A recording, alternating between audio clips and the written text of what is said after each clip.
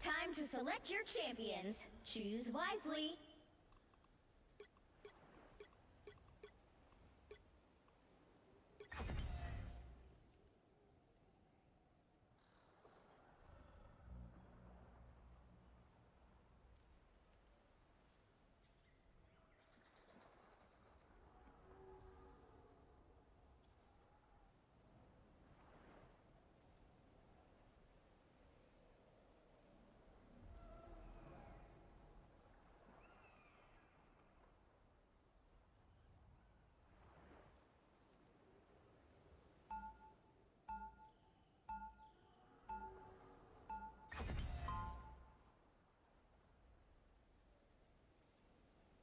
This game is far beyond human comprehension.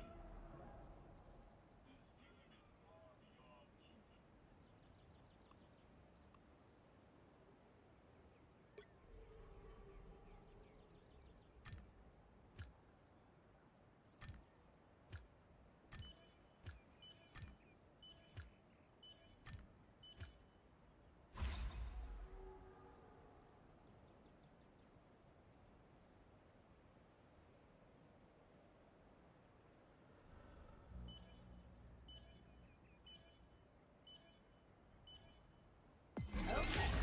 Looks like we're ready to go to battle.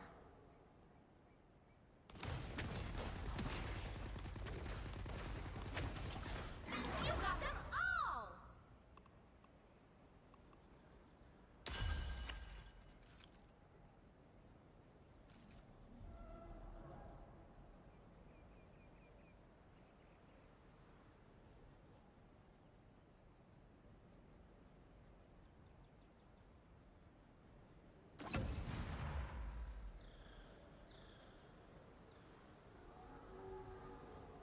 Body kicks, whatever it is, something that will make a fighter naturally grab the leg and take me down. Because then I can go to my triangles, then I can go to my sweeps, then I can go to all, if people go back to Nino Shremby, you remember him? Yeah, Nino Shremby. Fucking great jiu-jitsu guy. Unbelievable jiu-jitsu. Disgusting stand-up. Yeah, horrible. It was horrible.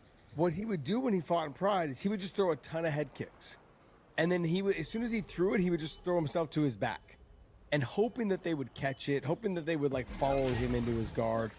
And almost most of the time, it worked until people started realizing what he was doing. Then they stopped. They were like, okay, just block and stay up top. Most of them would lean into it, and he would kind of fall, and they would try to knock him out. He'd pull him into their guard, he'd sweep them, he'd get on top, arm bar him, whatever it was. Yep. If you're gonna be just a dominant grappler for the sport of MMA, you've got to find other ways and other avenues to get the fight to the ground. And Patchy has all the skills, all the talent, but tonight, John, he couldn't miss a punch. He was his head was there to be hit, and I'm like, man, if I'm the coach, I'm yelling, move your head offline. Okay, give me some shoulder rolls, feints, whatever it is. Or let's start diving Imanari's. Let's do something to change the tempo of this game. This fight, because it wasn't working tonight. I agree. Yeah. I got a lot of love for him, man. Joe Pyfer, man, versus Kelvin Gastelum. Dude, no matter what anyone wants to say, first off, Pyfer hits like a truck. Yeah. And Kelvin Gastelum demonstrates why I say he's my reverse Miranda. Tough as hell, took some big shots, got put on his ass, got up every time, came back, and in the third round, he was going after it, man. It's like, oh, damn. Yeah. This is one of those ones you look at, and I think Pyfer understands. He was saying he was going to get rid of him, knock him out in the first round. It's like, you don't knock out tough, good people out in the first round. You're lucky to knock them out in the fight. And most of the time, they're going to end up making it to the end, But stop. The one thing I would say with Joe Pyfer, stop looking for the knockout. Mm-hmm. Just touch him. You hit like a truck. You don't need to go after the one shot. If you just put your hands on people, they're going to go down. They're going to end up being hurt and you can finish them. Just touch people. Who does he remind you of? Pfeiffer, truthfully, a guy, Drew McFedries. I don't know if you remember Drew. I do. Yeah. Drew McFedries hit like a truck. Now he had terrible wrestling, and so people would take him and win.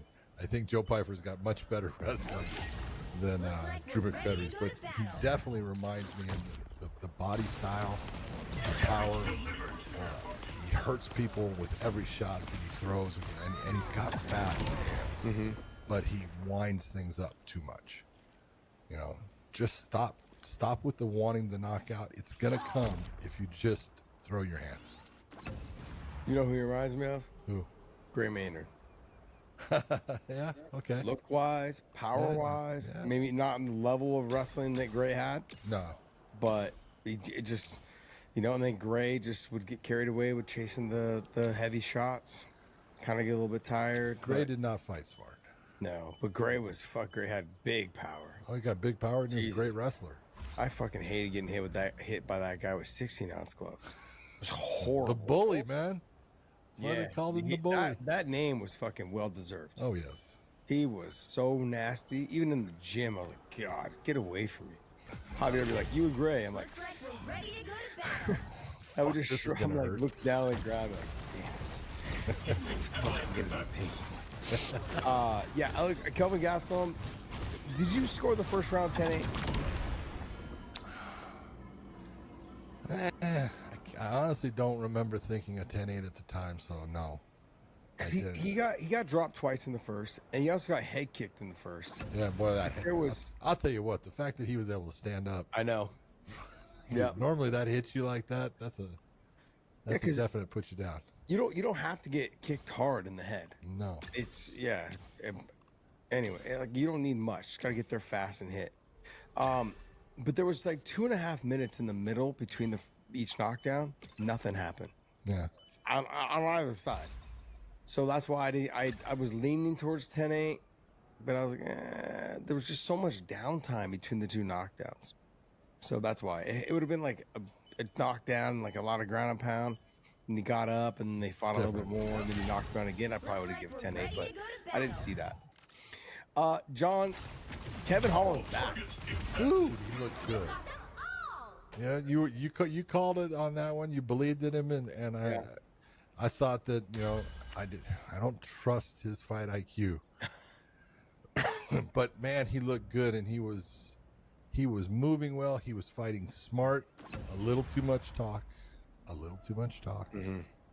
And when the reason I say that is that's the kind of thing that I think takes you out of, at times, being that intelligent fighter, because you get so busy talking, you stop fighting. Yeah. And so it did worry me a little bit, but you know what? He looked great. I thought the anaconda that he threw on was beautiful. He trapped the leg well. I mean, he just looked good, and I loved the fact that he said, I'm going to stay at 170. That's where he needs to be. Yeah. That's where I do believe he has the talent to go and possibly challenge to be, Looks like we're ready to go to in a battle. championship fight. If he goes to 185, that ain't No chance. yeah. So good on him for figuring it out and saying, this is where I need to be, and let me go after people. And I love the call out. I thought the call out was great. He'll never get that fight. Why not? Because I'd give Colby it- won't fight him. I'd give it to him right now. Well, I know. That's a UFC decision, but I mean, I just don't see it happening. I don't think Colby would take it. He'd be like, nah, I want a bigger name. I want this. Bro, you fought one time in 3 years, or exactly. 2 times in 3 years, whatever it is, and you lost. Anyways, Well, right now, where's Colby? Somewhere around 9 or 10. I'm not sure. Yeah. I'm not sure. Kevin Hall looked good. He's back. I'm glad that he's back. We need this shot in the arm for this weight class to add in with the Buckley and everything else. So I think this is a fantastic. This group is now starting to kind of. Someone said this the other day in the chat section. They're like, I think welterweights are the most stacked division. I said the bantamweights are still that, but it's because it's the new shiny toys. Yeah. All the new shiny toys at welterweight right now. You've got Buckley coming in. You've got You know, Kevin Holland's back. You know, you've got Shavkat there undefeated. Sean Brady looking good. Sean Brady looking good. Bilal losing the title, and JDM winning. Like, it's all new. It's all new. It's all new. So that's what makes these weight classes so exciting. You have new talent that's making the rise. Yeah. So I thought it was a great performance by Kevin Holland. Joshua Van versus Bruno Silva. You talk about a performance. Again, I'm going to go the same thing with Bruno Silva. Dude, tough ass Yeah. fight. You gave it everything you had. You took some big shots. You took a beating, and you kept getting up and coming after it. And it was funny because as I was talking with my friend who was watching with me, I said, look at how much energy you're seeing Bruno Silva use right now, based upon the fact he's getting hit and he doesn't know how to stop. And so he's getting hyper with all of his movement and stuff. And said it's going to end up catching up to him. He's going to just continue to get hit. And I'll tell you what, he lasted longer than I thought he was going to, because he went all the way to close to the end of the third round. It was a minute left. But I mean, beautiful performance by Joshua Van. That kid is fun to watch. Yeah. And he controls well. He doesn't get crazy. And, man, he's got a gas tank. He's able to put it on people and continue to go. He's looking really good. Yeah, I mean, he's got his loss, to Charles Johnson, Yeah. and then he lost a long time ago back into Devin Jackson or something like that. But Charles Johnson, I remember watching that fight. I just got clipped. Yep. Got caught, but he popped off a couple wins. Cody Durden, Ray, how do you say his last name? And then Bruno Silva. People like him. He's aggressive, fights hard, comes forward, good cardio, can fight the pace, and it's nice to have. He's developed a following. People enjoy watching him fight. I think he's going to continue to have success, man. If the UFC likes him because he's doing what he's doing, can't argue it, man. I love it. I love seeing young talent get the exposure they deserve. So good for him, man. Good for him. Yep. Next fight, John. Come on, baby. Say it. Talk to me. Okay. Azamat, come on. What is it? Azmat Mirzakhanov. There you go. That was close enough, right? Mirzakhanov, yeah. Yeah. But you know what? Is it Brenson? Yeah. Brenson? Brenson. Iberio. Iberio. I had told you about Azamat. I said, this guy doesn't look like a whole lot. Man, he hits like a truck. And there's a reason why he's undefeated. And there's a reason why he's undefeated. Huh? Yeah. I mean, you get the kind of like. He got the dad bod, dude. Yeah. He's just. He might be a little bit worse than a dad bod. He does not look like, he belongs anywhere. He's a regional looking fighter, but man, I'll tell you what, he fights and he hurts people. He's got power, and it happens every time, it seems like, man. He puts people put out, so All targets impacted. I'll watch him. He's fun. Yeah, I mean, where does he go from here? That's a good question. Yeah, you got to start really jumping it up, and the real question is his frame for the weight class. He's not that big. Yeah. And so where do you put him? It's the question of, man, do you really step him up with some of those guys that are in that light heavyweight division? Because, man, he's fun to watch, but everybody, he's 5-0, 4-0, 5-0 in the UFC now. And you could take a look. He's had a couple of them where, Alonzo Minifield, that was a big win. I thought that was, one. I know they had him lined up with Khalil Roundtree. I would like to see that fight. I think Khalil Roundtree and him, they tried to put it together before. Put it together now. I'm not too sure Khalil will do it now. But I think it would actually be a fun fight. What about Blachowicz? I mean, to me, Khalil right now is a little bit more dangerous than Blachowicz. I agree with you. Yeah, so I would go Blachowicz. If you want to do something with him, Blachowicz being 41, yeah, I would probably go with that. Let me ask you this: the Spivak and Cortez Acosta. How did you have the fight score? Let's just talk about the elephant. I had Spivak winning the fight. So did I. Okay. I was like, what fucking fight was that? Was I watching? Did I miss something? Because my daughter was asking me for something. My son was like, hey, this and that. We were still kind of getting settled in. We just got back from lacrosse. And I was like, guys, I'm trying to watch the fights. Come on, like and just chaos in my house. You know, you got Yeah. 2 kids that are hungry. Can I do this? Can I do that? I'm like, damn. I was like, did I miss that much of the fight? Because every time I saw Spivak landing the better shots. Yep. I was like, why is he wrestling? Why is he not wrestling? Why is he not wrestling? I was like, oh, maybe I missed it. Like, him get dropped or something like that. How the hell did someone not get, first up, all of them, I think all of them, no, not, 2 of them gave him the 3rd round, Spivak. Okay, there's no doubt he won the 3rd round. Yeah, Okay, the one guy didn't give it to him. I don't know how you don't give him the 1st round. exactly. Yeah. Dude, he hurt him. All right, he put him. He landed the better shots throughout the Yeah. round. Not the Cortez ended up. You know, he would hit him with some jabs and stuff, but nothing that was like, wow, that was a great shot. Yeah. Okay, and nothing, you know, that you looked and said, wow, that was hard. That was Looks like damn. we're ready to go to battle. I didn't see it. They saw it. So I really knew it. Okay. I actually thought Spivak won the fight. Yeah, I was lost. I was shocked. I was shocked when he called it. Especially when I saw the 30-27. I was like, that's not the fight. Well, as soon as they said 30-27, I went, okay, it's Spivak. Yeah. They Wow. said Waldo Acosta Cortez. I was like, what? Well, John, the guy who looked I the don't know. most impressive tonight, I mean, outside of, Marab, was Andres Gustafsson. Oh, This guy, he's got a gas tank. He said, I'm the most least technical person in the UFC. yeah. But damn. Now, Don't look, tell that to Chaos Williams, man. no. But I mean, John, like you've got that's the way you have to fight Chaos Williams. Yeah. That's how you have to fight him. Like he fought like how Marab had to fight, Sean O'Malley, and how Marab's had to fight other guys. He fought a very just come forward, never let you breathe. A very much like RDR. Yeah. You have to fight that way. But man, I tell you what, the thing that surprised me is a lot of his shots, because he would just start stepping forward. Oh yeah, a lot of them landed. A lot of them landed. And you're looking, you're going,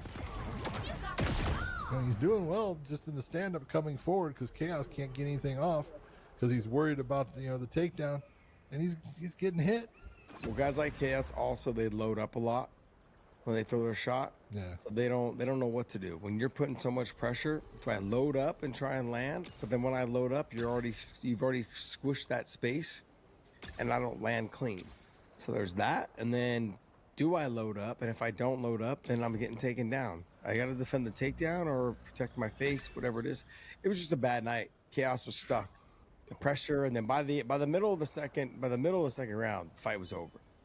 Because Andres was just putting so much pressure. The elbows, the clinch, the grind, the All of hang. He was doing it all. I think that's two in a row though for Chaos.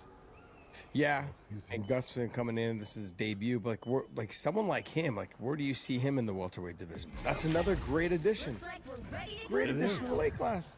It is. Yeah, you look and you go, man. Do you give him a top 15 yet? Or no, you say, hey, No. let's wait a little bit. I wait a little bit. Let me give him another below.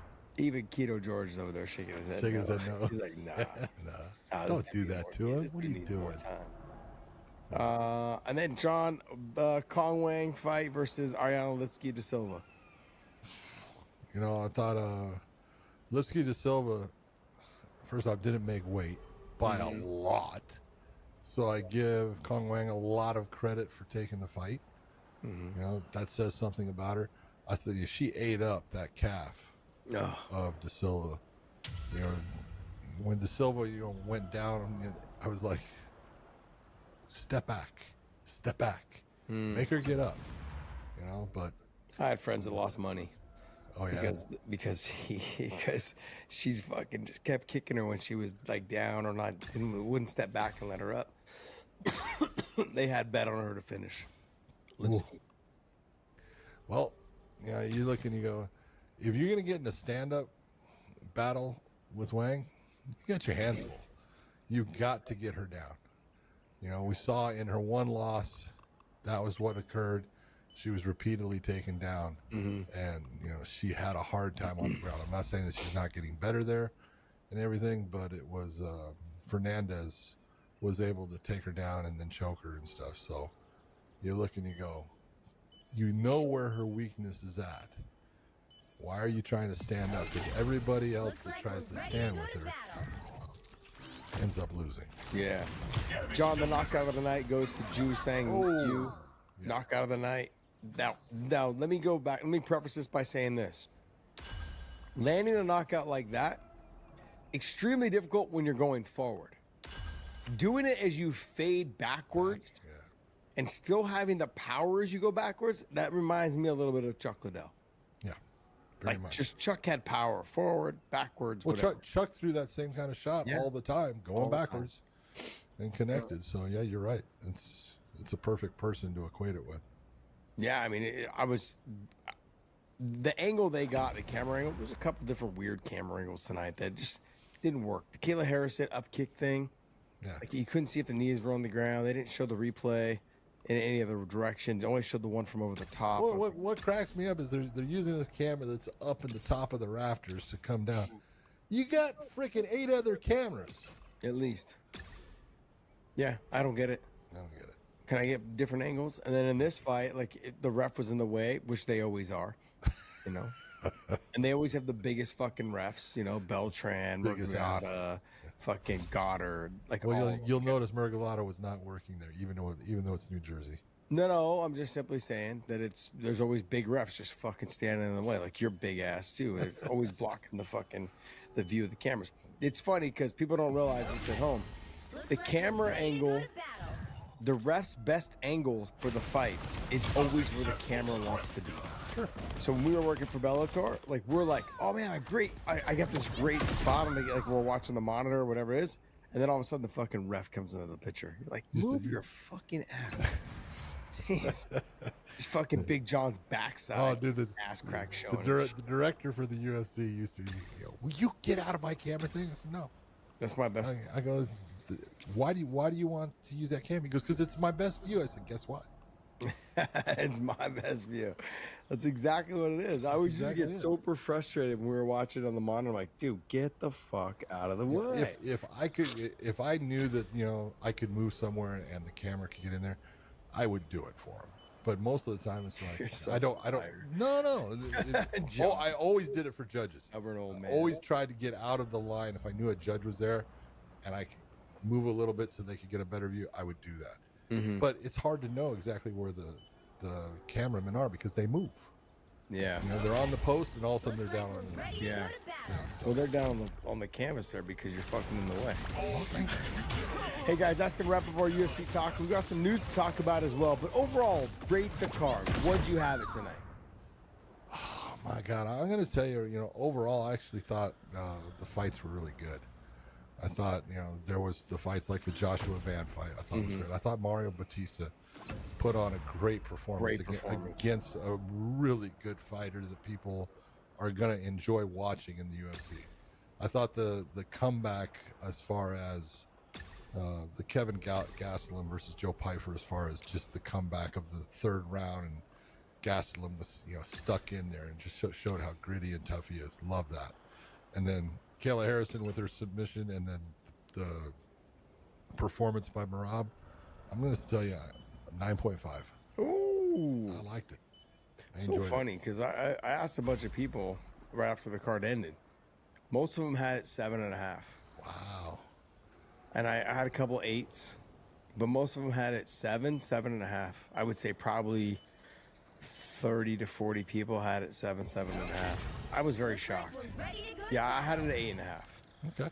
There was some fights that were good, but it was like, they weren't. Yeah. So, but yeah, I enjoyed the Kayla Harrison Juliana Pena fight. I enjoyed the main event for sure. Piper and Gastelum, I expected it to be a little bit better. To be honest, I expected someone to get finished, or I expected Kelvin Gastelum to kind of take over a little bit earlier. Come on. I mean, I think when you're looking at that fight, you're not giving Piper the credit that he deserves as far as the power he has, and you're definitely not giving Kelvin Gastelum the credit for the toughness he has for withstanding some of those shots and getting his ass back on his feet. No, I agree, but I wish he would have started off what he did in the third round and round halfway through the second. I don't think You know what I mean? he Like, could have. yeah, he could have. I got to give tons of credit to Mario Batista. Man, He fought a fantastic fight. Very smart. Absolutely. Very composed. Loved what he was doing when he's switching stances, making it very difficult for Patchy Mix, making him guess the whole time. Is he going to wrestle? Is he gonna throw the straight left? Is he gonna throw the straight right? He just fought a textbook fight. And like you said, coming from the Benson Henderson camp, the lab, John Crouch, those guys, is very difficult when you have a fighter like Benson who has seen it all, done it all, fought the best guys. He's had to fight with world-class kickboxers / world-class grapplers. Like he's really good wrestlers. He's fought everybody. Yep. So he's seen everything inside that cage, and he can actually translate it to somebody like Batista, who's still very active as a in the gym. Henderson is. So having all that available to him for sure. Kevin Holland, great performance. You know, got a little sloppy sometimes in the first, but you know he only got sloppy when he backed away with his chin in the air. Like he starts his combinations, and then if it's not going his way, or if it's starting to feel like it's not landing clean, he starts to back away or circle out with his chin in the air, and that scared me a little bit. But I also thought Vicente Luque was looking good on the feet. You know, in that first part round, of it. he looked like he wasn't tired at all. He looked physically in good shape. got hurt. Kevin Holland just caught him. he got hurt Yeah, in the stand-up. That one, he got stung bad. yeah. But then Kevin was able to latch it on real quick and get the finish. I liked what Kevin did too. When your body style is what it is, that tall, long, lanky body style, he slapped on that anaconda, boom, and what he did was he kind of rolled to his back a little bit and then tried to hook the body, like put him into guard. But then he lets it go. He just rolls him over so he can gather a leg. Because when I roll over my back and you come on top, I'm guaranteed to catch your leg. Yeah. I try to pull you sideways and then try to catch your leg. You'll just push away on my hips. It's a great job. Absolutely a great job. And then Joshua Van, great performance. Mirzakhanov, great performance. Cortez, I thought lost. Yeah. Spivak. And then Gustafsson, welcome to the UFC, my man. Great debut. Yep. And Wang, I mean, what else more you ask for, man? Great calf kicks. Great job. And so forth and so on. Keto George, what do you got for us, my man? All right. So All right. first of all, I want to say prayers for Ben Askren. He is currently hospitalized in critical condition after developing pneumonia. He apparently is unresponsive. Prayers to Ben Askren. That has been on the news feed today throughout the day. There's not a lot of details on it, so I don't know. From what I much to understand, say. he had a staph infection. And then the staph infection led to pneumonia. Okay, hold on. I'm getting confused here. What? Ben Askren, the guy from Bellator, to Will you stop? Did he have an accident, or No, did he just had- get sick? he got He just got staph. sick. Okay. Yeah, he had staph, from what I understand. It attacked, obviously, the immune system, and they went in to get it treated. And when it was basically turned into pneumonia. So, from what I understand, so he's in critical condition. He's in the hospital. His wife, I guess, apparently put out a tweet. I haven't seen it yet. But she said, just asking for prayers for my husband, this and that. So, yep. That's rough, man. That sucks. You gotta take care of, if you see any mark on your body, you see any like pimple on your body, if you're training, whatever it is, you've got to take care of it. Get it treated right away. Like Yup. it can happen fast, man. It can happen It's real not a spider bite. No. If you didn't smash the spider on your body, it's not a spider bite. Well, I was trying to tell, like, Josh Koscheck was, before he could really get any fights, he had fought like twice in some tournament in Reno. Then Trevor Prangley was putting on a fight up in Idaho. We left San Jose to drive up to Idaho. He was going to fight like 2 days later. Ready to go to By the battle. time we got there, he had a little tiny like pimple on the back of his hamstring. We drove 15 hours. By the time we got there, I had to rush him to emergency. That's how fast it happens. Oh yeah. So, man, What people don't realize, you'll have that, and you'll look and you'll tell it something. Hey, give me a Sharpie, and you'll circle this little red thing, and you're circling it because you're trying to show them. Look, in 2 hours, take a look at that, and it's going to be way past the Sharpie limits of that Sharpie mark, and you're going, dude, you got staph, you got MSR, MSR. It's MRSA is not something to take lightly. no, It's trouble. no. I had a buddy who had in high school. He almost lost his foot. Oh He yeah. was a high school kid, really good soccer player, and his ankle started swelling a little bit. All of a sudden, but like literally, they took him into the doctor. Doctor took him in the next morning. Looks His like we're mom ready took to him in the go next to morning. battle. Doctor said, luckily you brought him in. We would have had to amputate. So infected, they had to basically fucking get him on antibiotics right away, pump him full of IVs, everything. Man. Just crazy, crazy. He almost lost his foot. And being a soccer player, you lose your fucking foot. Is that why they call it footy? I'm sorry. All right, what else you got for us, Keto? All right, so rumors have been circulating of a possible reunion between the UFC and Francis Ngannou. John Jones tweeted out, "I'm hearing Francis Ngannou is still interested. Now we're talking. That's a real super fight. A clash of champions, not just hype. He held the UFC belt. I've defended mine for over a decade. Two kings from different roads. Not just one legend facing a mouth that's hot right now, but two real legacies colliding. That's the kind of fight that actually adds something special to my story, at least from my point Looks of like view." we're ready to go to battle. After that, Francis responded to that by saying, "You take care of the UFC, I'll take care of the PFL, and we'll finally find out who's the king of the heavyweights." So what do you think? Is this just talk, or is there a little bit of smoke to the fire? Just talk. It's a waste of time. It's a waste of time.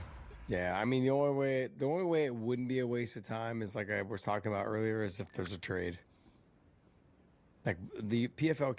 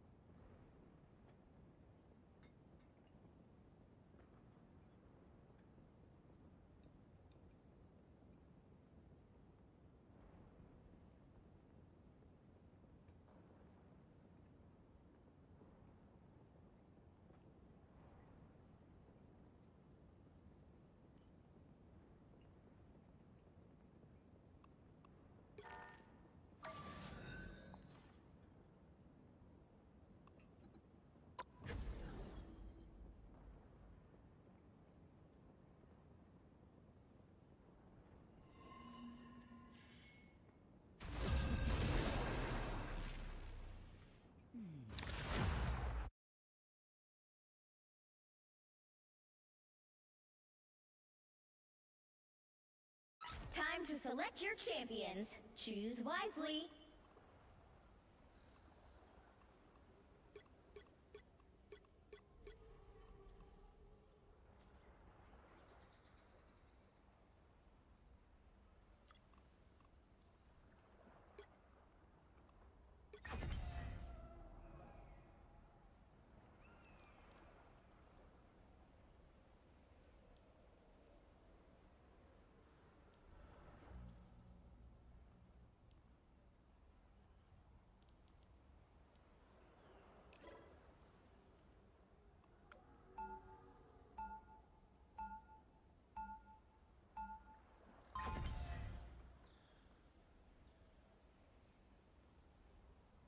This game is far beyond human comprehension.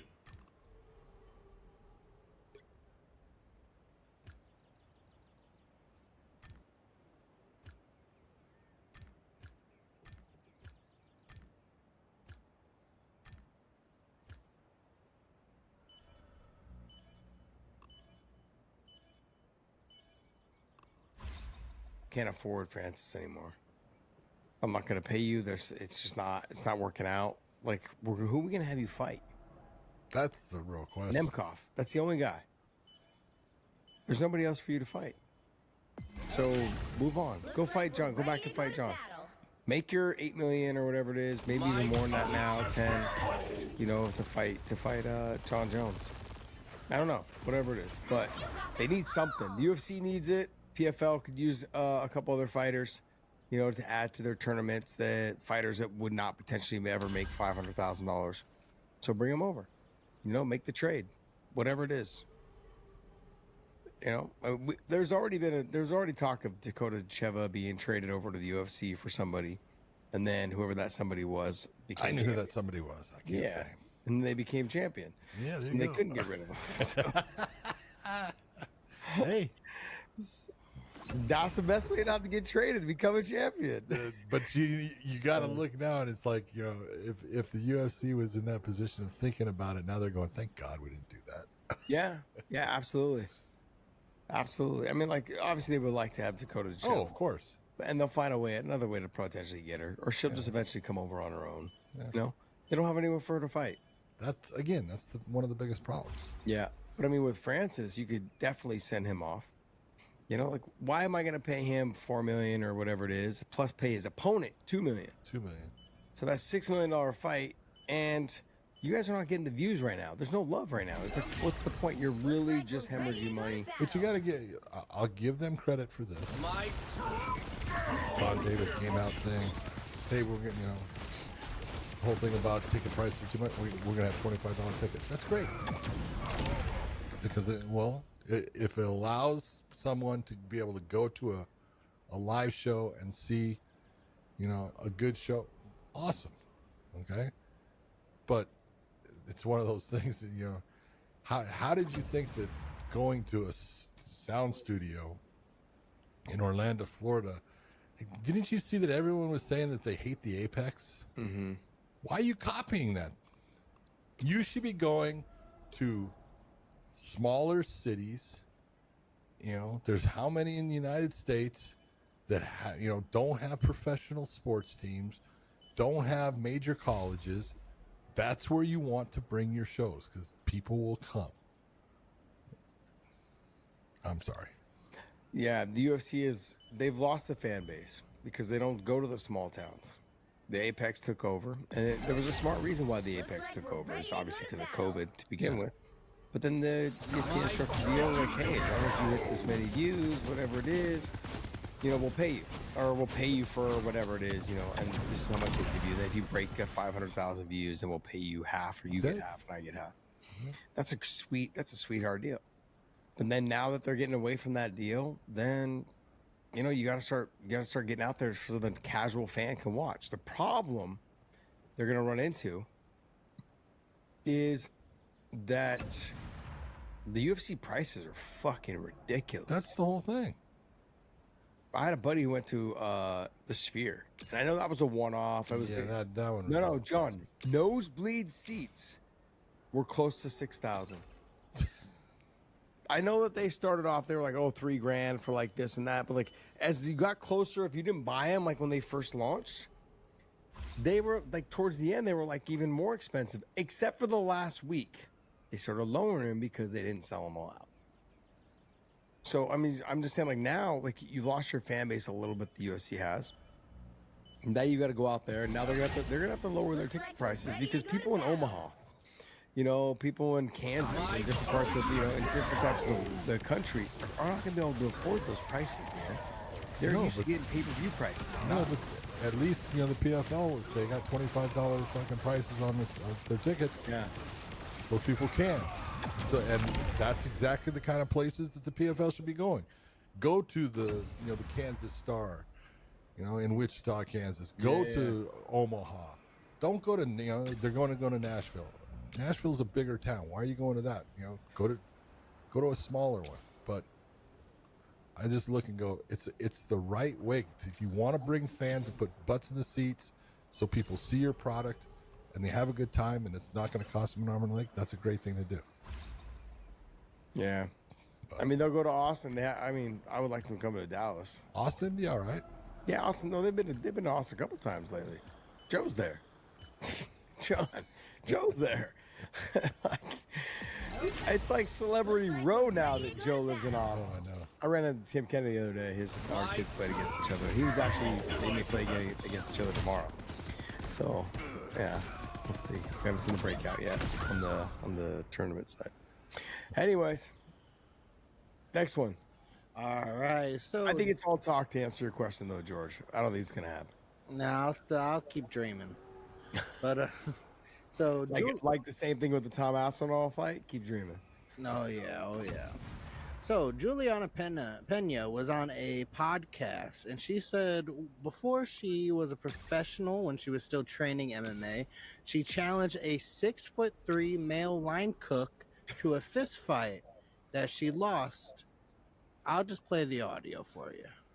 My stupidity thinking that I could beat a man. I went into the back alley while I was serving and I fought the line cook, going at each other for a long time. A long story.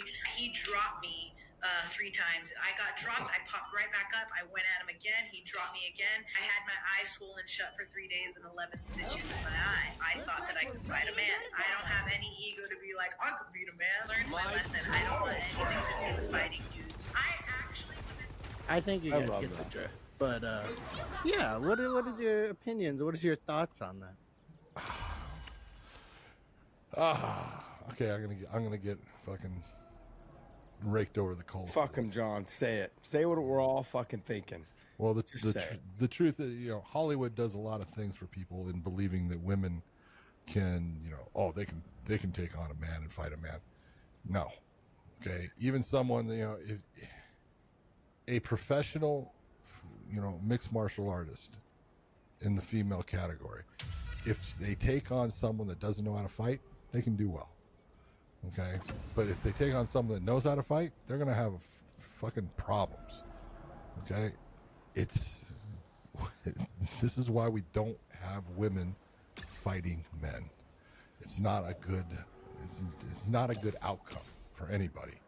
So the fact that she decided to fight him, good for you, Juliana, and I'm glad you decided that was a bad idea.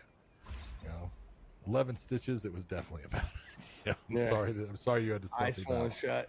I'm sorry you had to suffer that, but you know, I've seen it. You know, I don't mean to say that I'm no one special. I've seen it too many times. Okay, you know, and we have had, you know, instances where we have a woman who is a trained professional fighter take on someone that doesn't, you know, train in fighting, and they can do well because, you know, they have the ability to use those techniques and talents that someone has, you know, worked with them on, and they can land shots. And if you land shots against someone that's not used to being hit, it starts to affect them. When you land shots on someone that's used to having shots landed on them at times, and it doesn't affect them, you got real problems when you don't have the power to put them out.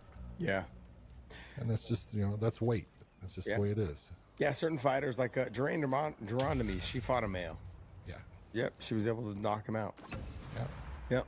I mean, there's moments where like there's certain fighters that they have certain skill levels, but they're not fighting someone who's on this anywhere near the same skill level. They have a Yeah. little bit of work, a little bit of bag work, whatever it is. That's not that.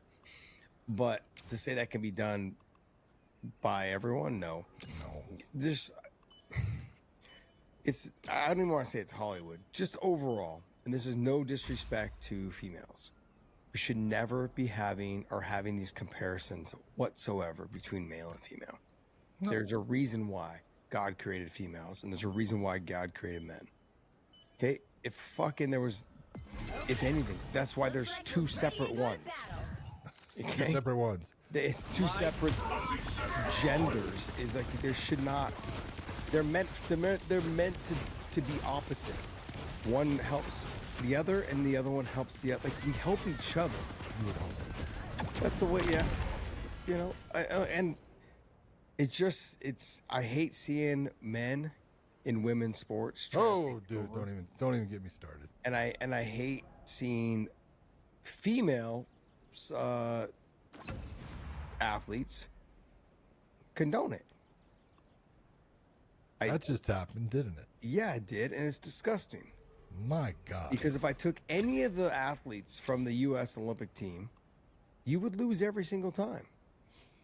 And if I took any male basketball player and I put you in the female basketball league, they would. Dave Chappelle does a bit about this. LeBron James would score 847 fucking points in one game. a game against you.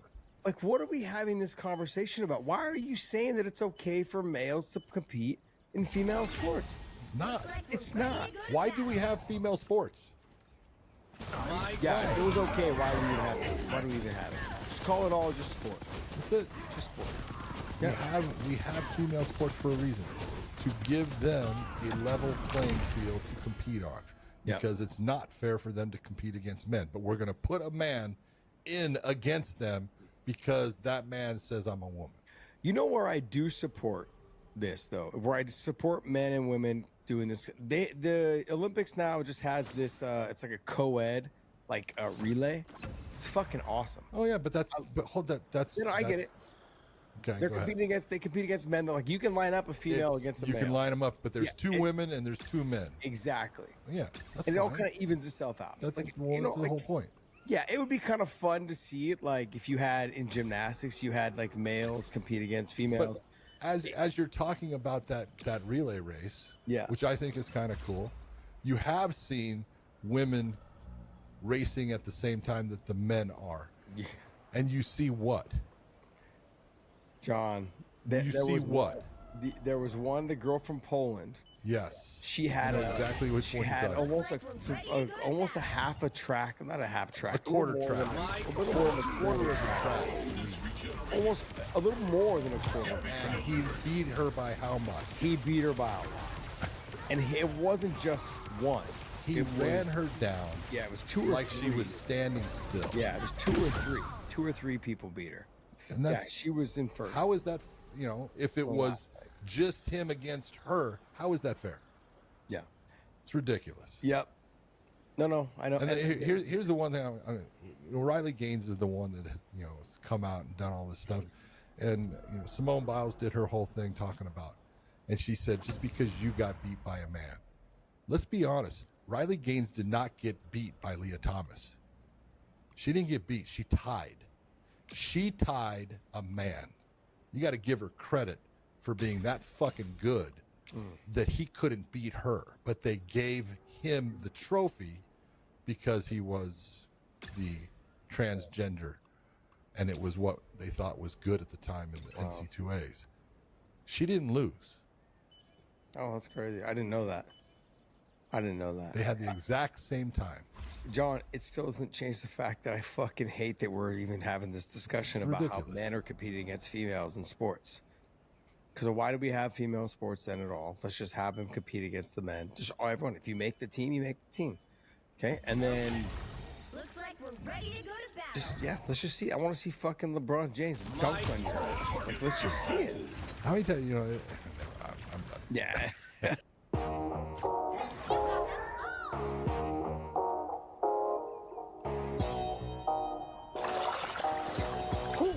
Got some good news, ladies and gentlemen. Our podcast, Weighing In, was the first podcast to ever partner with OnlyFans. Bringing you guys the best content we possibly can in the combat sports industry. We are making some leeway on bringing sports to the OnlyFans platform. We're top tier world.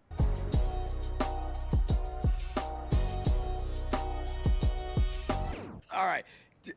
You just had to bring that up. Keto George over there with the smirk on his face. Like, fucking, Happy I Pride got FC you. month. Happy Pride FC month. I got you. All right. All right. So the last news article I want to go with, you were pretty excited to talk about this. Laura Senko. Laura Who the fuck would be Senko. excited to talk about Laura Senko? Get the fuck out of here. Laura Senko discusses the weirdest things she has received in her DMs. I'll play the audio. I from don't the even want to video. know. John, it's fucking great, John. I'll play the audio. What is the weirdest DM you've ever received? Oh God. It's gonna be a lot. There's a lot. A lot of like really weird sadistic / masochistic desires of people, like a lot of ball stomping. Oh. Photo requests, feet photo requests, but it's really the Ball stomping stomping. testes. That's a recurring. I have filters on. It's a lot less than it used to be. The filters really do work. Yeah, so I just want to say sorry, Laura, for DMing you so much. No, I want to know what is All I the- wanted you to do is a tap dance on my testicles. No, Laura's great. She's a good lady. I've met her before. Laura is a sweetheart. But Yeah, she puts up with a lot of shit. oh, I believe it. Yeah. And she's so professional too. When I met her, because she did Thick Boy, the food truck diary. Yeah. She was the only person to come with her own mirror to do makeup, to get ready. She was ready for it. She was awesome, a nice lady. man. But what is the weirdest thing? She's a farmer. Oh yeah, farmer. What is the weirdest things you guys have ever received in your DMs, or just requests in general? I want to know. I literally had, you could tell the guy, I actually looked at his profile to see if he was just trolling me or not. He's gay. But he asked me for a picture of my butthole. I was like, what the fuck? I was like, oh my God, really? What? Like who does this? John, this is before OnlyFans. He's like, no, he literally said, I don't I'd have have gone to my dog, Oh, taken a picture of his butthole and sent it to him. Oh, there it is. Oh, there it is. Like that. No, yeah, this was before OnlyFans existed, man. This was like back in like 2000. He's like, I'll pay you for a picture. I just want to see. And I was like, this is. I was like, block. Block. Like, but I looked at because back then, this is like trolling kind of started coming around a little bit, and I didn't, and it just was, yeah. That was. What about you, John? What's the weirdest thing for you? I don't read DMs. So I have no idea. You don't really? Dude, I don't read comments and I don't read DMs. We gotta have Miss McCarthy. Come on, Yeah. because I know she fucking reads them. Oh, she does. Yeah, we got. I don't. What about you, Keto? Oh man, listen, I'm a young man on the internet. I get a lot of crazy shit. Your Lot of fucking fun. algorithm's fucked up, huh? Well, if you guys would probably judge me 10 times more. Oh, if you there's no guys doubt. Saw my algorithm. Okay. I'd for sure judge you. Yeah, I for sure would judge you. Absolutely. I can't think His of a name would go from Keto George to Kinky George. Kinky George. for George. sure. That's my alter ego now. All right. But no, I can't think of one for me. But I know a pretty prominent comedian friend. Not any that I've worked for before, but I Okay. know a pretty prominent comedian friend that has a homosexual fan that often just sends them a lot of money, and with nothing in return. It's a very weird relationship, or That's at least weird. that's what they say. But, But but how do they get the money? How did the person get their? They're well, vendors. they had Hell, to there's interact Venmo. back a little bit, They had a message back. You don't just find it out there. Yeah, But, I mean, it's a really good fan apparently. They go to a lot of shows, sit front row pretty often. Fun guy. Fun guy. this brings me to the Theo Vaughn question. What's Theo Vaughn was on Joe Rogan, and he goes, "Do you ever find yourself like sitting there and if like kind of engaging and flirting with a gay person to see if they flirt back?" He's like, you just want to see, do I No. still got it? No, I don't. It doesn't make you feel special, John? It doesn't make me feel special. I have Like, no if a problem gay if guy someone's came up gay, to you and started flirting with you a but little I'm bit. definitely not going to be flirting with Do them. you like kind of like lead them on a little bit to see if you still got it? Like Theo killed me on the Rogan. Like it was fucking awesome, John. Dude, he had the one line that, you know, he was talking about being poor, and that, you know, yes, you know, all of his friends were black friends, and then, you know, they were saying, man, you've been taking advantage of this whole time. He's talking about white privilege. Yeah. He goes, man, he says, you think I took your stuff and I just don't have it? Yeah. You know, are we gonna share these plums or what? The best part is like, yeah, I took all your stuff and then I just moved next door. Like, what the fuck? Oh, great. Yeah, we're gonna split these plums or not. That's fucking great. Dude, Theo's been on fire lately. He's been killing it. Love watching this stuff, man. And then there's those new AI like babies. Oh my god, They're using Theo for a lot of them. dude. His are funny as hell. They're so funny. Cause you can see a baby really talk like that. And then when they have the one with Rogan, you got Rogan with the bald head and the arm tattoo on a baby. It's just hilarious.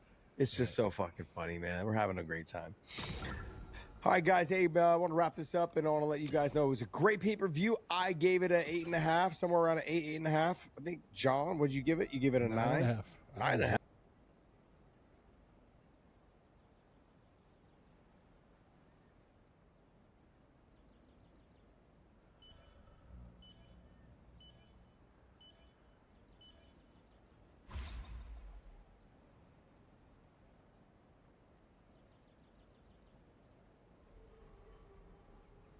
Hello everyone, and welcome back to Scary Interesting. Fate is defined as the development of events beyond a person's control. So in this video, we're going to look at 4 individuals who, through no fault of their own, were victims of extremely strange and disturbing simple acts of fate. As always, viewer discretion is advised.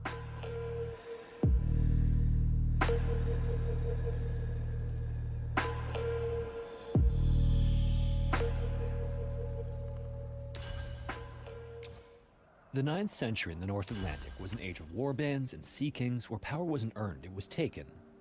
Across Norway, King Harald Fairhair had unified the land through brutal conquest, but victory came at a cost.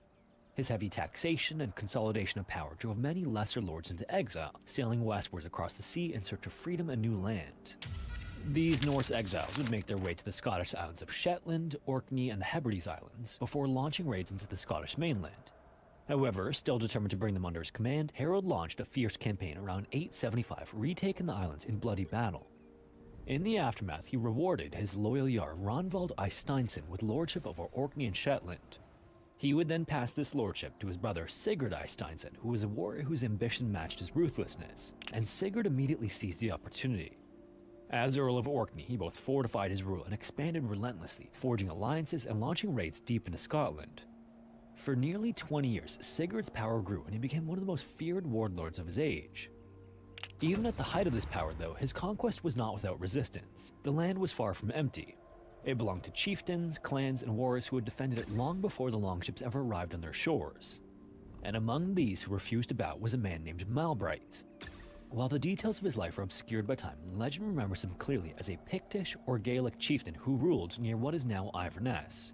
He was also known as a man with a striking feature that earned him an unforgettable nickname, Malbright the Bucktoothed. His land was also strategically vital, lying directly in the path of Sigurd's growing ambitions. And as Sigurd pressed deeper into Scotland, his raids became more aggressive and his incursions more frequent. Malbright had soon watched long enough, and eventually the two men's worlds collided. Tensions escalated into the threat of open war, and rather than subject their forces to a prolonged campaign of bloodshed, Malbright proposed an honorable battle of 40 men on each side. No armies, no surprise attacks, just warrior against warrior in the old way. Sigurd agreed to this, and it should have been a moment of mutual respect and an attempt to avoid senseless slaughter while settling a bitter conflict. But Sigurd had no intention of playing fair. When the time came for the confrontation, he would bring 80 men, not 40, and disguise the deception by having each pair of warriors ride together on one horse.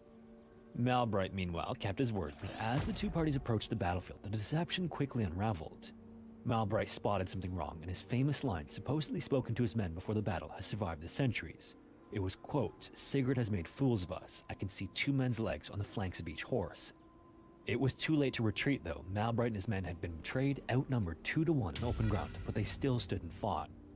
The Pictish warriors then clashed with Norse invaders in a desperate attempt to defend their homeland, but against superior numbers and coordinated tactics, they were overwhelmed.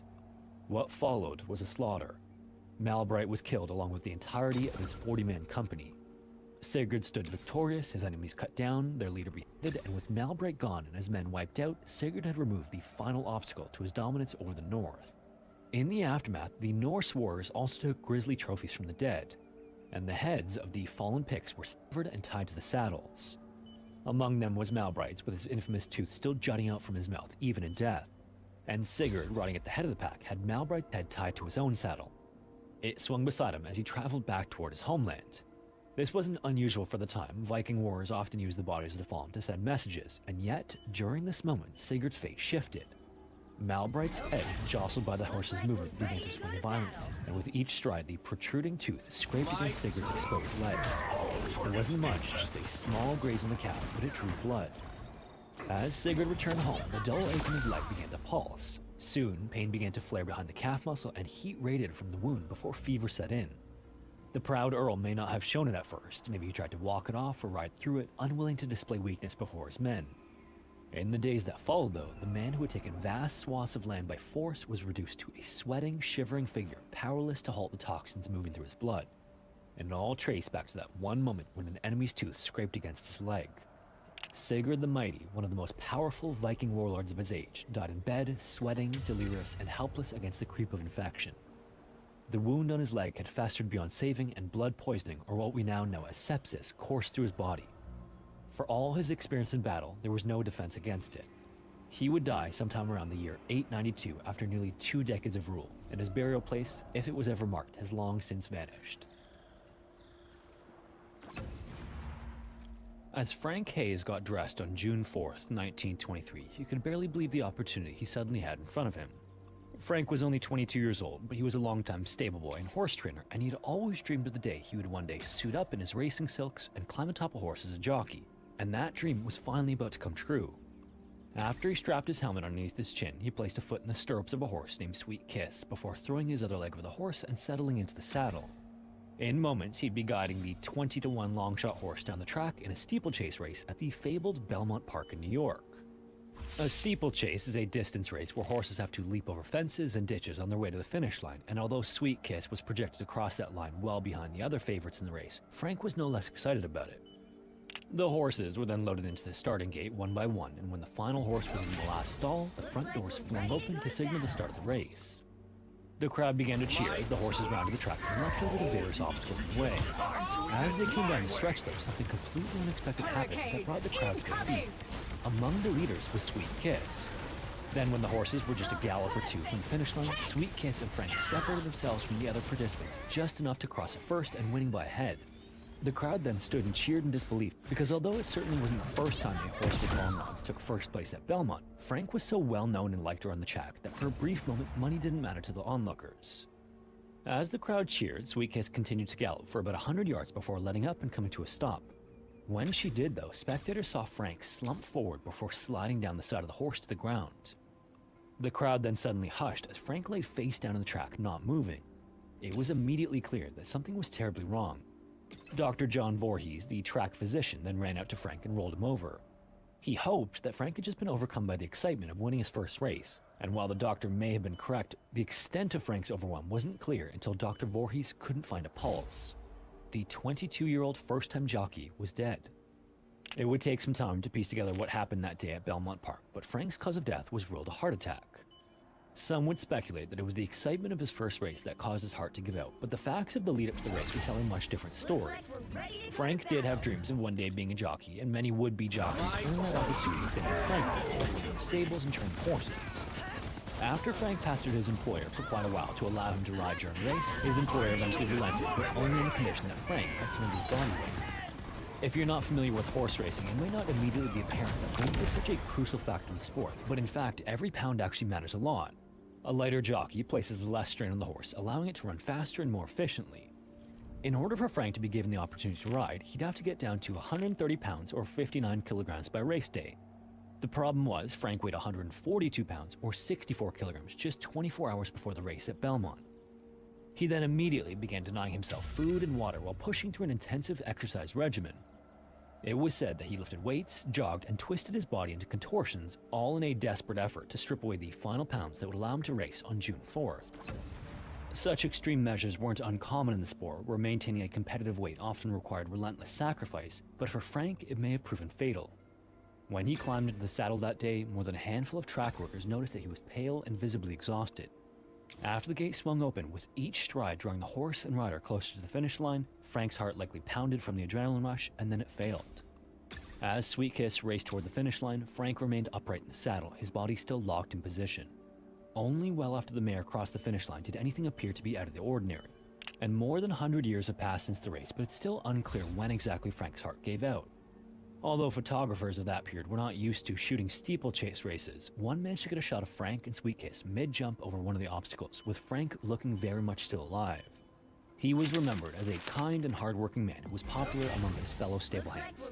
Sadly, Sweet Kiss never raced again, and according to the lore, the incident earned her the nickname Sweet Kiss of Death. Frank still holds a unique place in the record books as the only dead jockey to ever win a horse race. Clement Laird Vallandigham was born on July 20th, 1820 in Lisbon, Ohio. He was the son of a Presbyterian minister, and from a young age, Clement had a taste for boldness, big ideas, and eventually bigger fights. Instead of attending law school, he took the traditional route of studying under his older brother, eventually gaining admission to the Ohio Bar in 1842. It didn't take long before Clement relocated to Dayton, where he built a thriving law practice. As a lawyer, he was sharp, persuasive, and most of all relentless, traits that would serve him well in courtrooms and eventually political chambers alike. Because the law alone wasn't quite enough for him, and so he set his eyes on bigger stages. He was drawn to politics, and he ran for Congress not once, not twice, but 3 times before finally clawing his way into a seat. By the time the country began to crack on the way to civil war, Clement was already a household name in Ohio and a national lightning rod. He was a fierce opponent of Lincoln and a leading voice of the Peace Democrats, and his fiery speeches against the war eventually led to his arrest. Instead of imprisoning him, though, Lincoln banished him to the Confederacy, which in an ironic twist of fate didn't want him either. So with his political career thoroughly flamed out, he returned to the place where he started, which was the courtroom, defending clients and winning cases, but also still stirring up controversy. On Christmas Eve, 1869, the American Saloon in Hamilton, Ohio was buzzing. Upstairs in a private gambling room, a man named Thomas Myers was in the middle of a game when 5 men burst into the room, including another man named Thomas McGeehan. McGeehan was known to carry a chip on his shoulder and a serious grudge against Myers. What happened next is murky, as some said McGeehan came in ready to fight, while others said that Myers made the first move, but regardless, by the end of the scuffle, Myers was dead, gun in hand, slumped on the floor with a bullet in his body and 2 more rounds fired off in a panic. In the aftermath, as is often the case, the town didn't need much convincing. In the court of public opinion, McGeehan was guilty before the body was even cold. It didn't help that one of the intruders claimed that McGeehan had fired through the pocket of his overcoat and later showed him the bullet hole in the fabric, but Clement wasn't buying this story. By the time the case came to trial in June of 1871, Clement had pored over the testimonies and zeroed in on something everyone else had missed or ignored, which is the bullet hole, or rather the lack of one. His client's coat didn't have the hole that one of the intruders claimed it did. If McGeehan had fired through it, there should have been a clear mark, but there wasn't. This led Clement to an interesting theory. What if Myers had accidentally done it to himself? In the chaos of the fight while fumbling for his gun, what if he had accidentally discharged the weapon into his own body? Witnesses said that Myers had been pulling the pistol from his pocket when the first shot rang out, so could that have been the fatal mistake? Clement thought so, and in true fashion, words alone wouldn't cut it. He wanted to show the jury, not just tell them. By Friday, June 16, 1871, the murder trial was winding down. The prosecution had rested its case, and Clement was preparing for his final argument. Earlier that day, Clement and members of the defense team slipped away to the outskirts of Lebanon, Ohio, and armed with a .32 caliber Smith & Wesson revolver, the same model believed to have killed Myers, they fired into pieces of cloth at varying distances, studying the gunpowder marks. The goal was to demonstrate how much residue a shot left when fired up close to bolster Clement's theory. Afterward, as the group returned to the Golden Lamb Hotel, Clement was ready.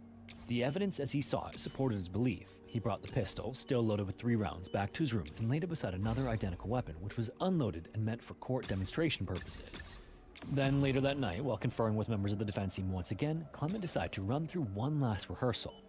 His plan was to recreate the exact movement he believed Myers had made in the final seconds of his life. So Clement picked up what he thought was the unloaded revolver and slipped it into his right trouser pocket. Then, as if slipping into character from the jury, Clement announced that this was the way Myers had his pistol in his pocket. He then drew the pistol upward, slow and deliberate, keeping the muzzle close to his body, just as Myers would. Then, with dramatic emphasis, he pulled the trigger, and to everyone's surprise, there was a flash and a muffled pop. Clement then staggered back, clutching his abdomen. The bullet had torn through his stomach, lodging somewhere near his bladder. He had mistakenly grabbed the wrong gun. 2 doctors staying at the hotel did what they could to keep Clement stable, and he remained calm and even lucid. In the beginning, he spoke clearly and believed he would survive. His only son, Charles, arrived with another doctor soon and got a chance to speak with his father, who remained upbeat.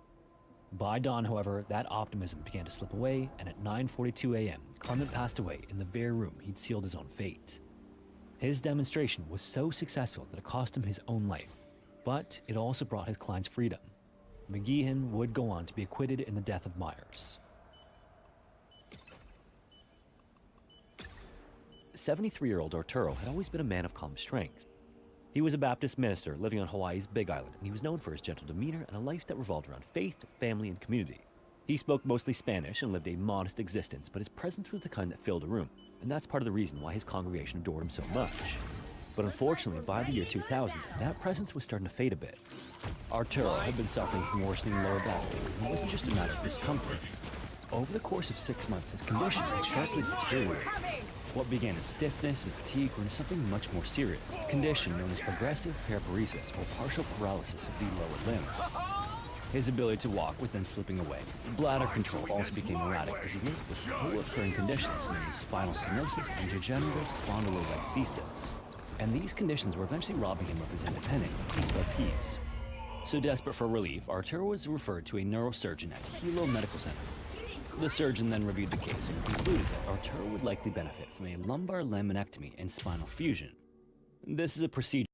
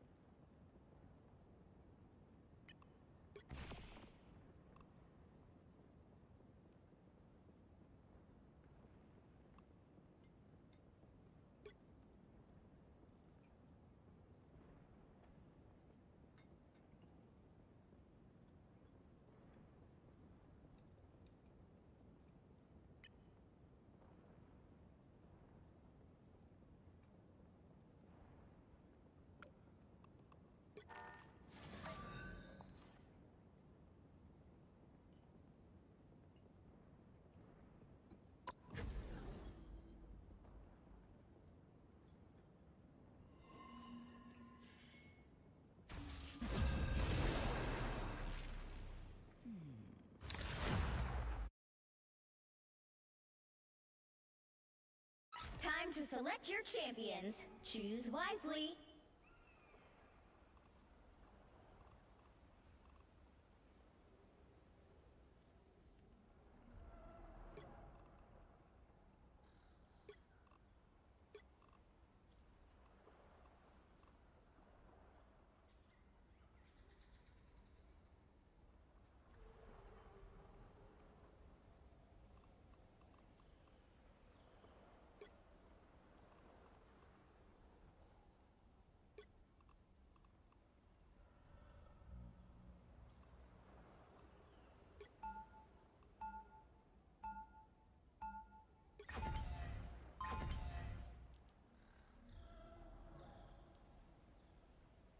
Ultron is the future, and the future is now.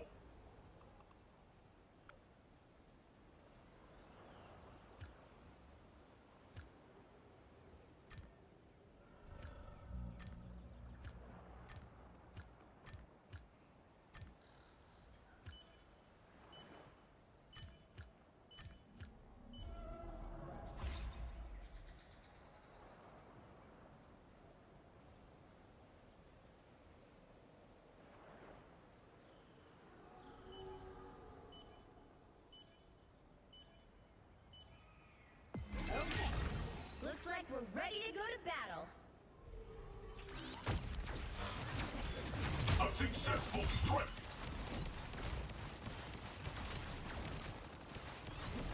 You got them all!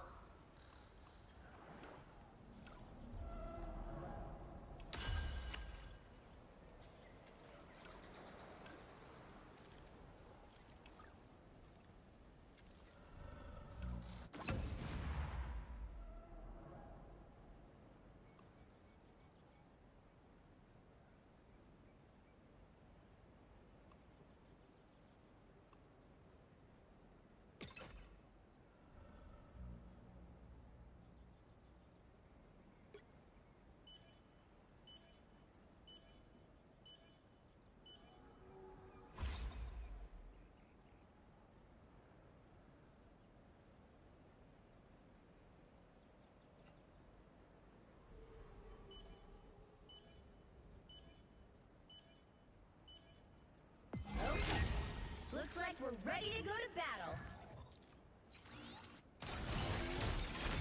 All units regenerating. A successful. All units regenerating.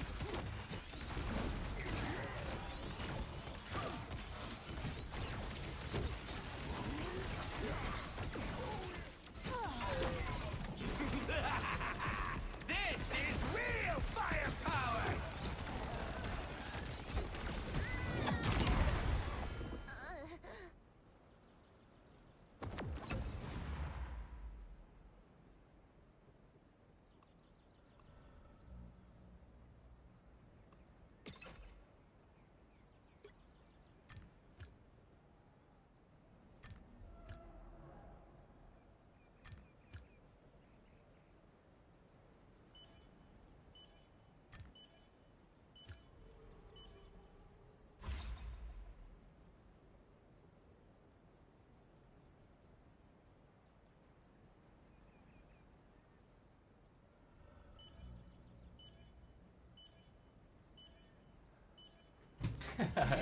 Aaron Judge. Looks like we're ready to go to battle. Here.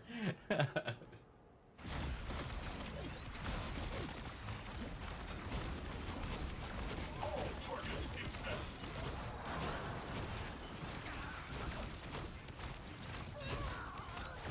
Damage delivered. Boosting repair function. All!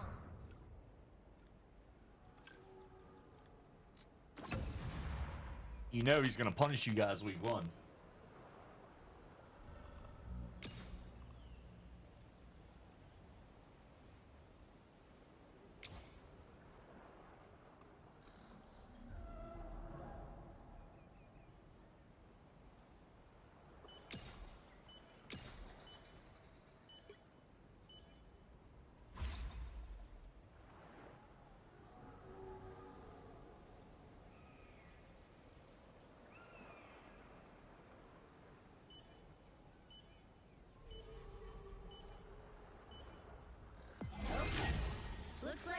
ready to go to battle.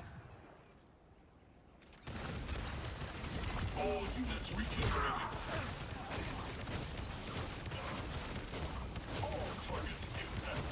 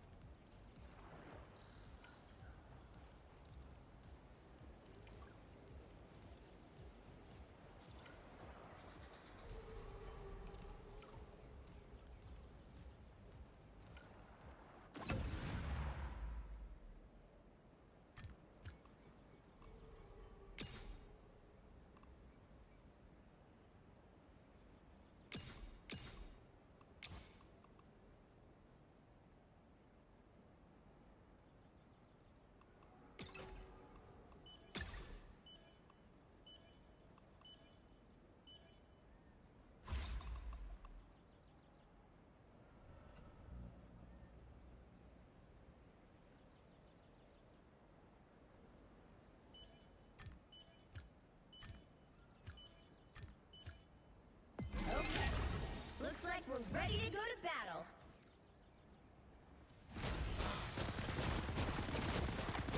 Boosting repair functions. Damage delivered.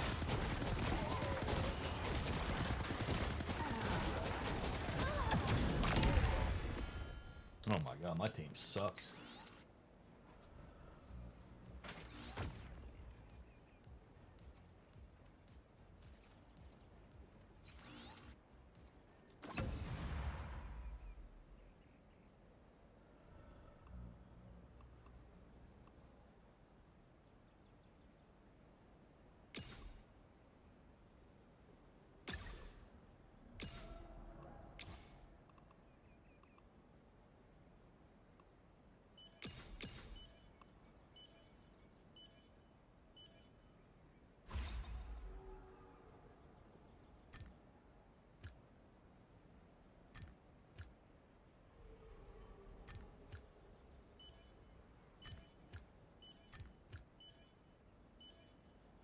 Okay.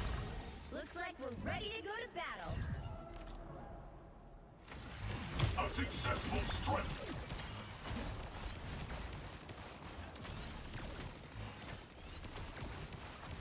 You got them all!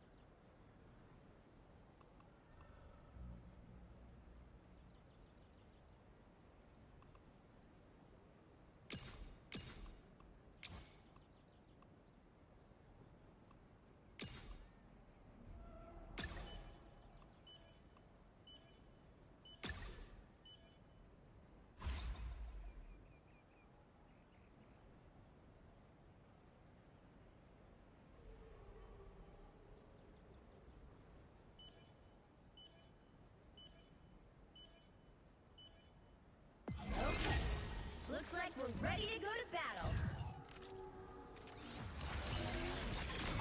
Boosting repair functions. All targets impacted.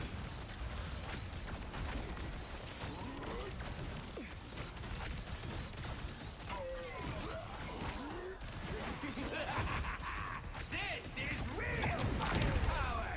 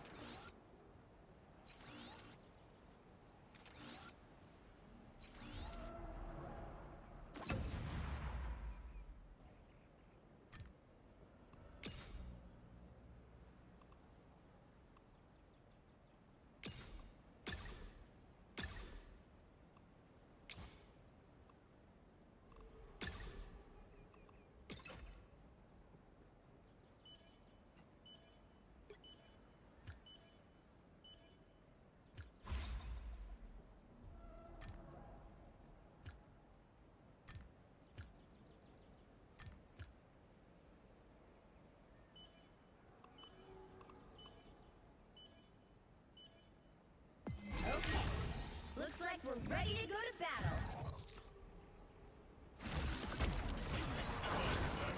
Healing allied defense. All targets impacted.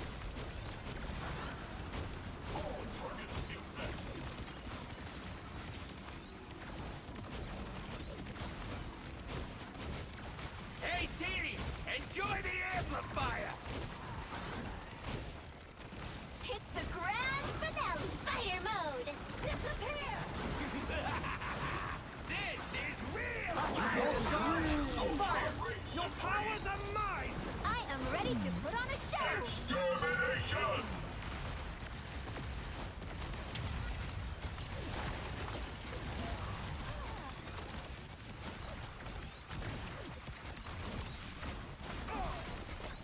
Hey, Teeny! Enjoy the amplifier! Disappear! Ultra Ray Supreme.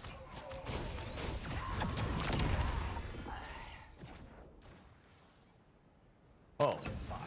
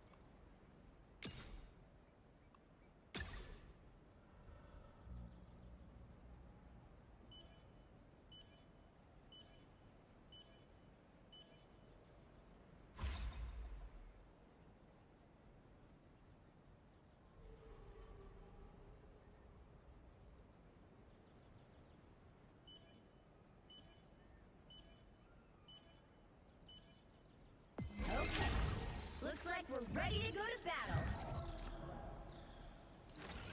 A successful strike.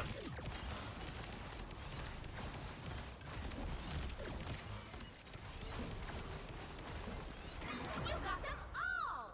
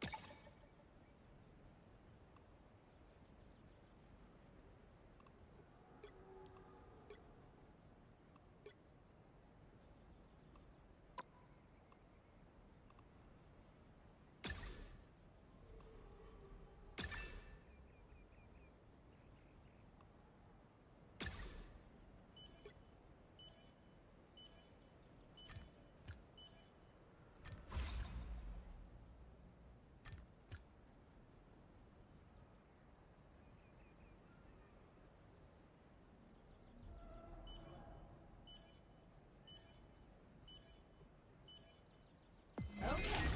Looks like we're ready to go to battle. A successful strike.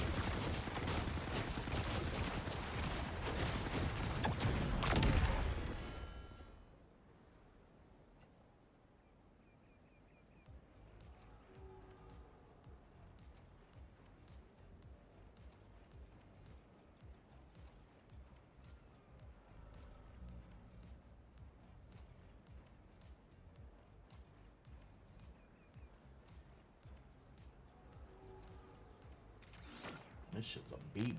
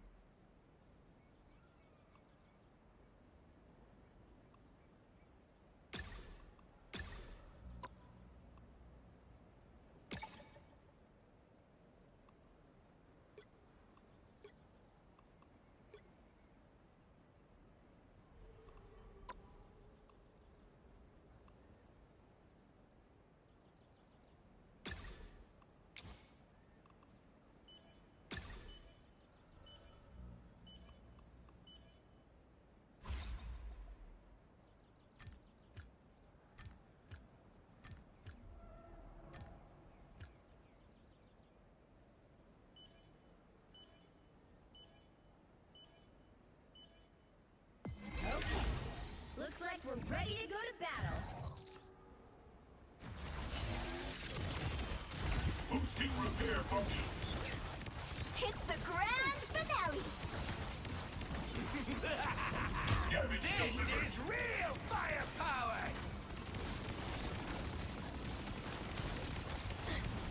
It's Maximum pulse! Hey, Danny!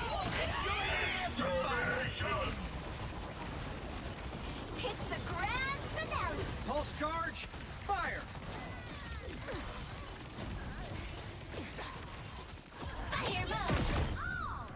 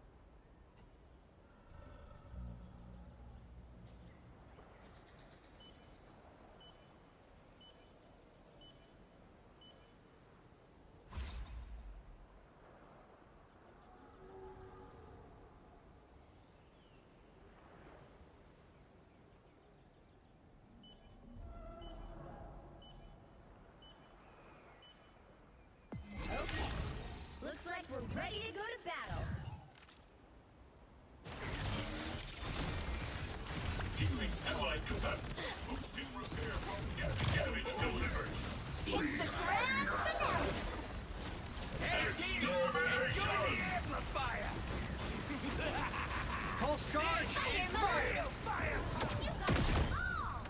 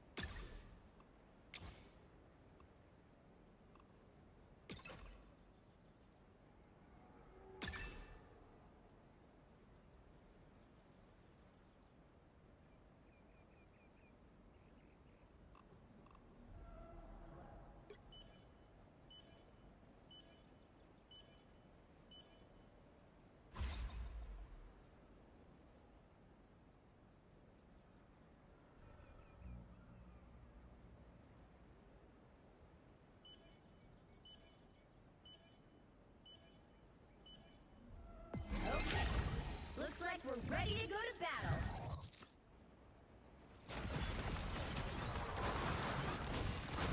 A successful strike. It's the grand finale.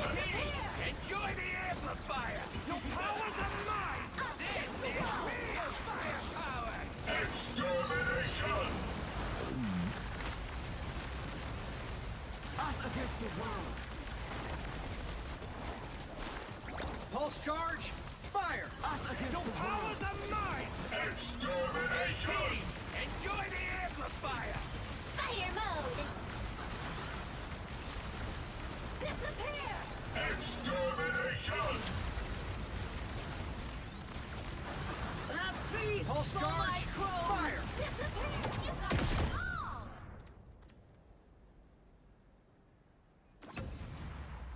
all. Hey, what's up, man? Hey, this is Marvel Rivals, a little game mode in there. It's like a auto chest or whatever. Battle chest, whatever they used to call it.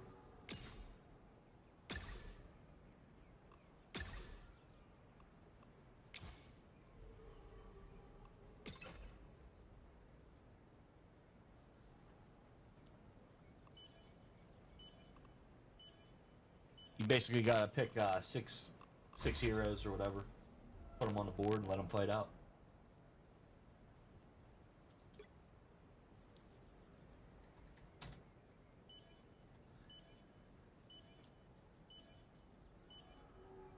Okay. Looks like we're ready to go to battle. All units regenerating. All targets It's the inactive. grand Pulse finale. charge! Fire! You got them all.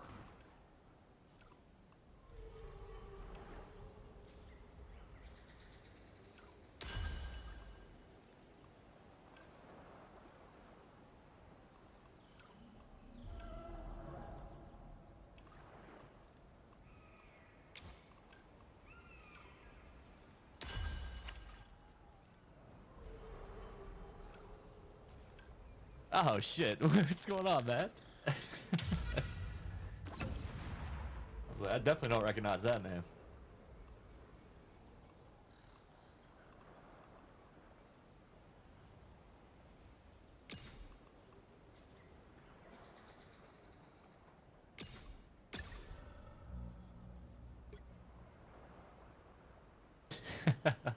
How you been, bro?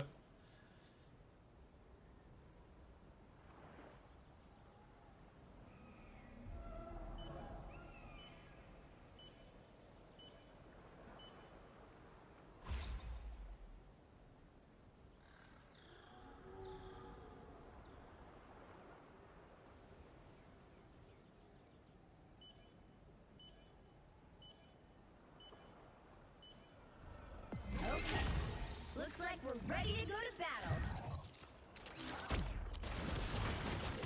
Boosting repair function. It's the grand finale. Hey, Teeny, enjoy the amplifier. This is real firepower. Your powers are mine. Maximum.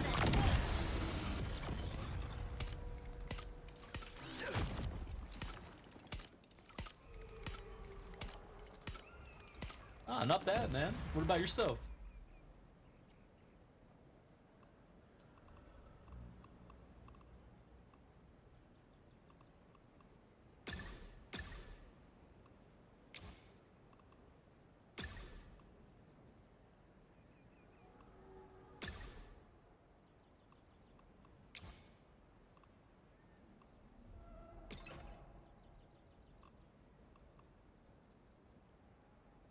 Ah, good to hear.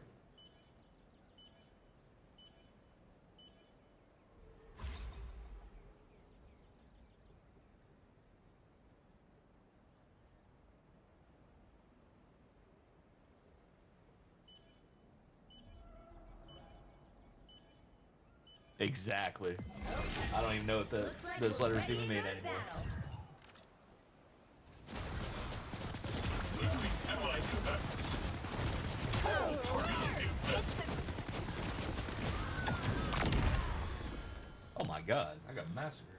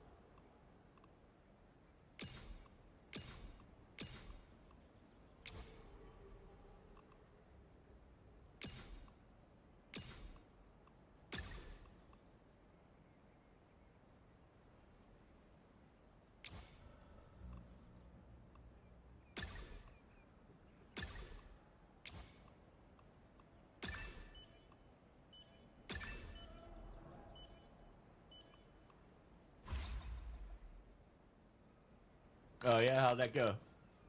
Is it the new one or last year's?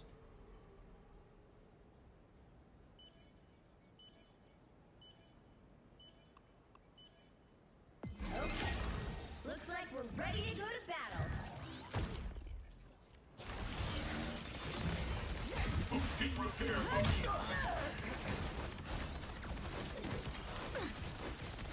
Hey, Teeny, enjoy the amplifier. It's the This is grand real finale. firepower.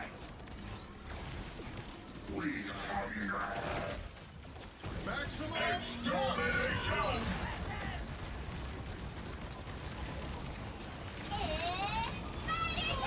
All stars have fire. For my crows!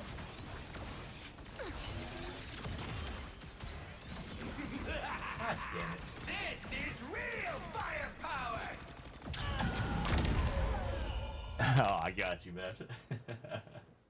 Well, you can always try again. Oh, that was terrible. 5th place. Jesus.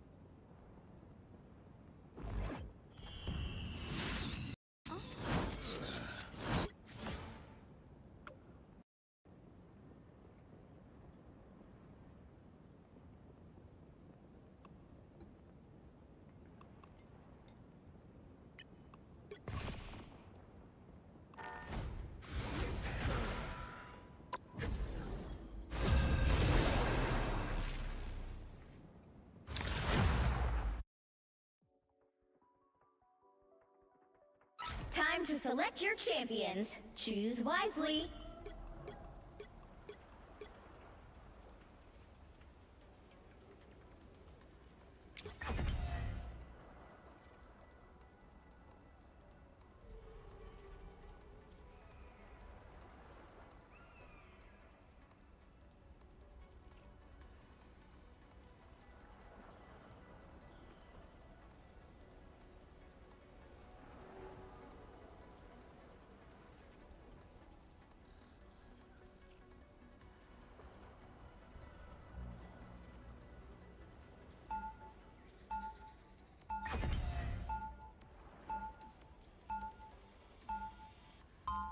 This will assist me in analyzing all possible outcomes.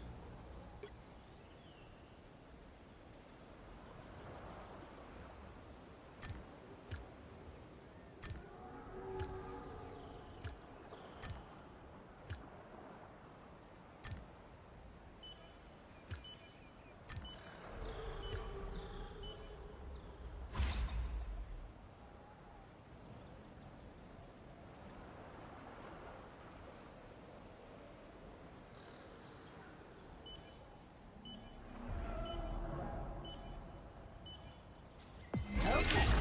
Looks like we're ready to go to battle.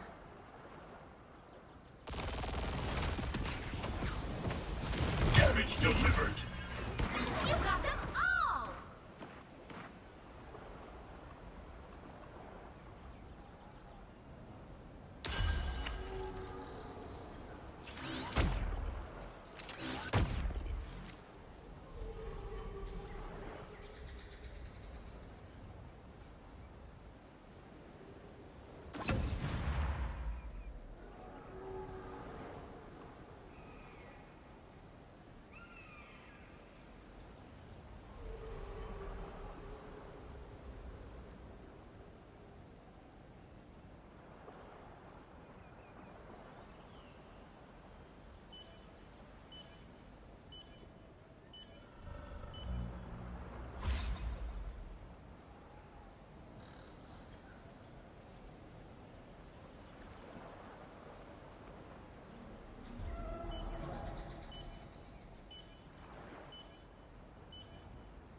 Okay. Looks like we're ready to go to battle.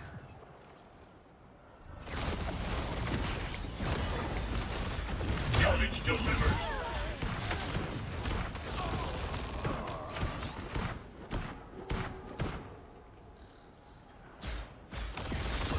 You got them all!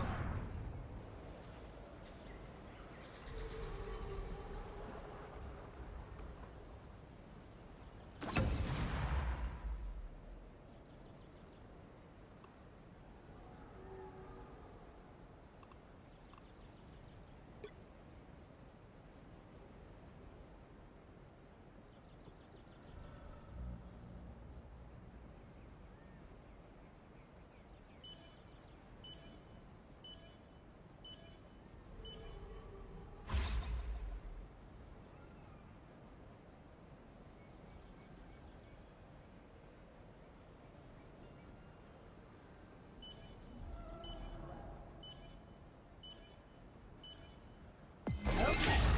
Looks like we're ready to go to battle. All targets infected. Damage delivered.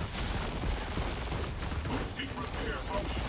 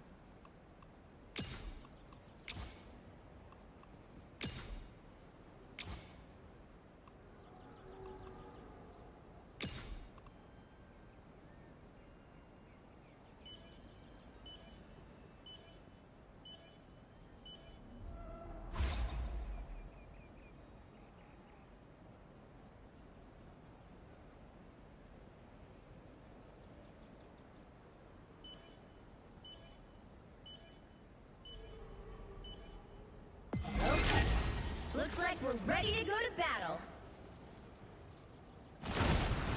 A successful strike.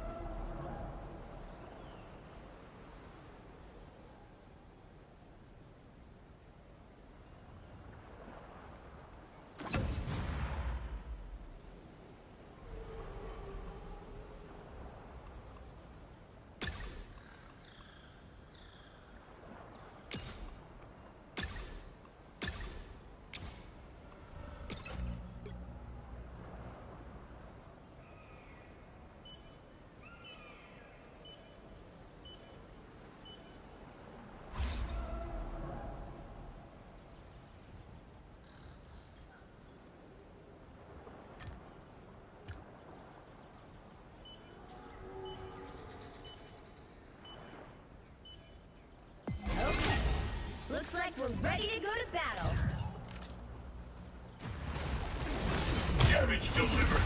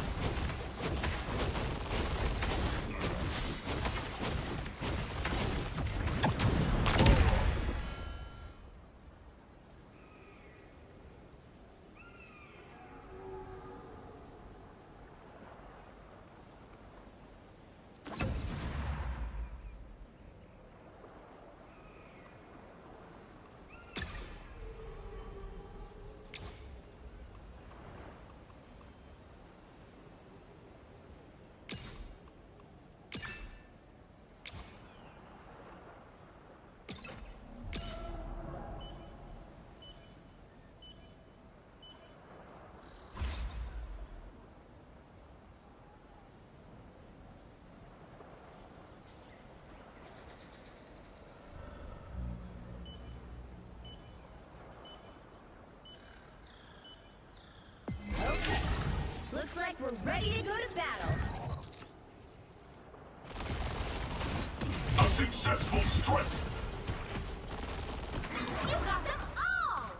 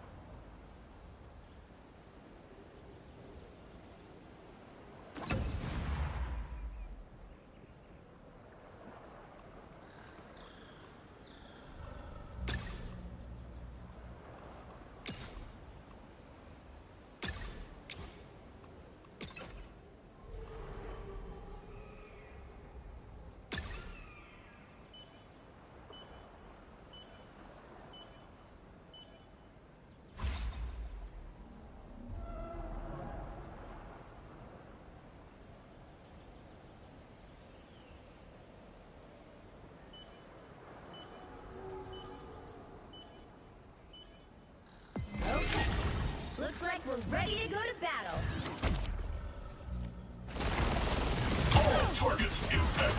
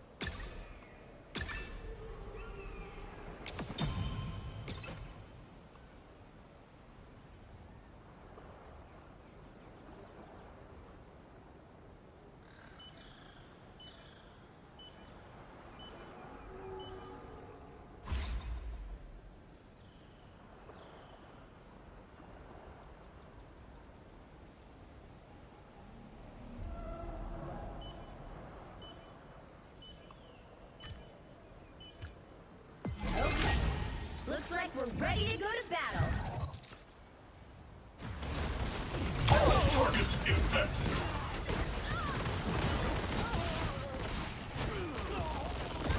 You got them all!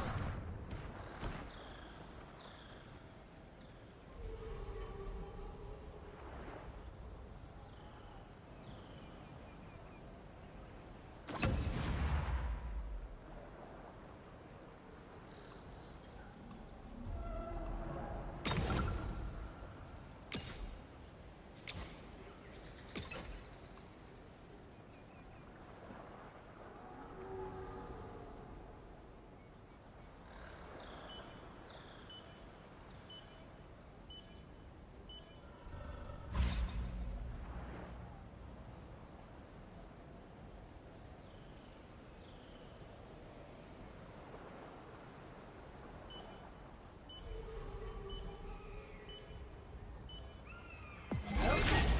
Looks like we're ready to go to battle. All units regenerating.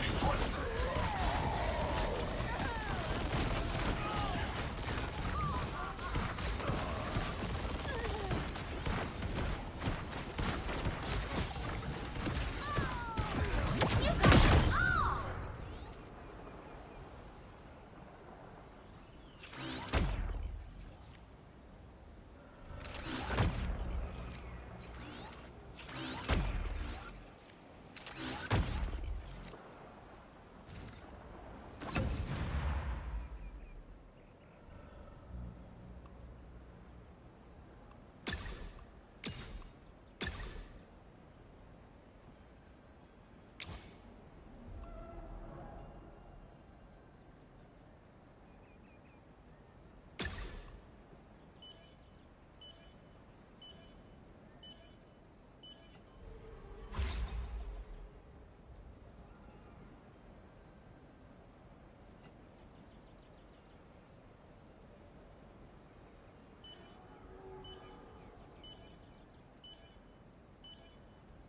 Okay. Looks like we're ready to go to battle. Damage delivered. All targets infected.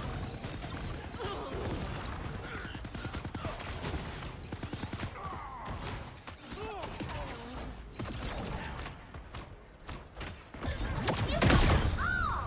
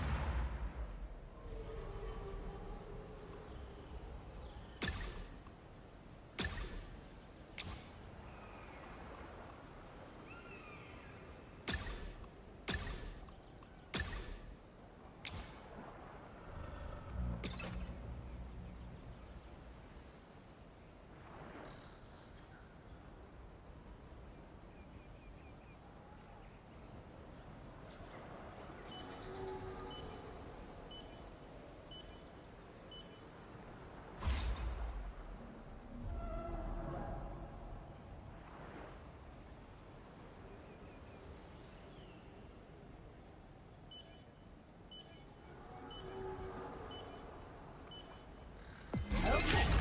Looks like we're ready to go to battle.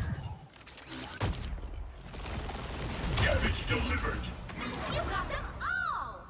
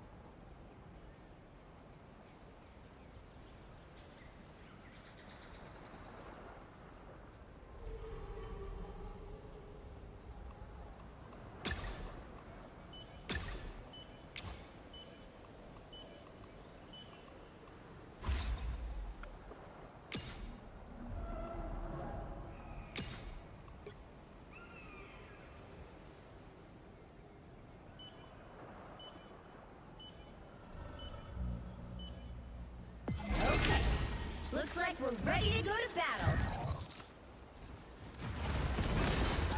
A successful strike. You got it all!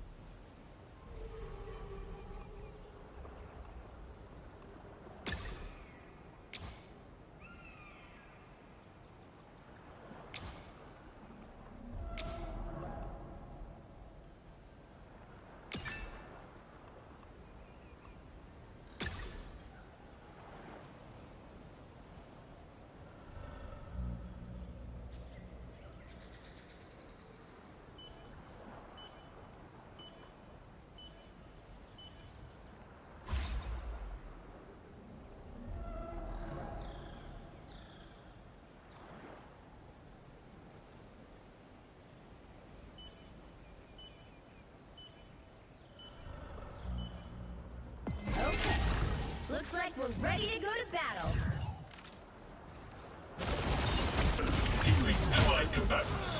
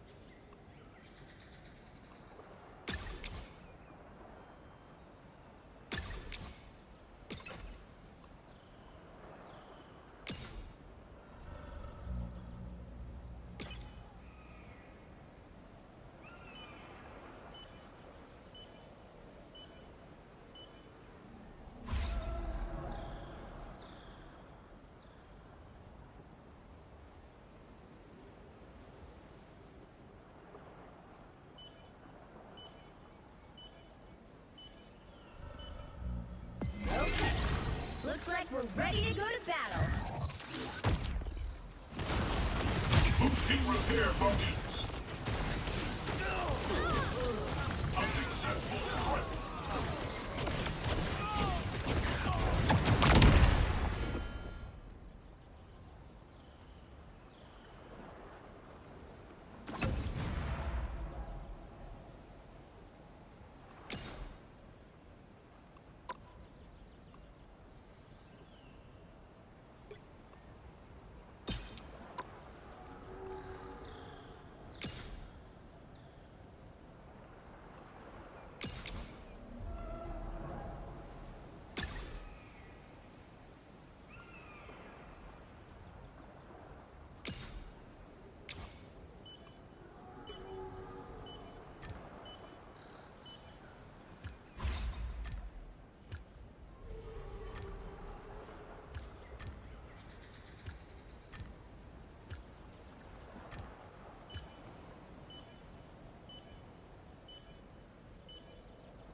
Okay.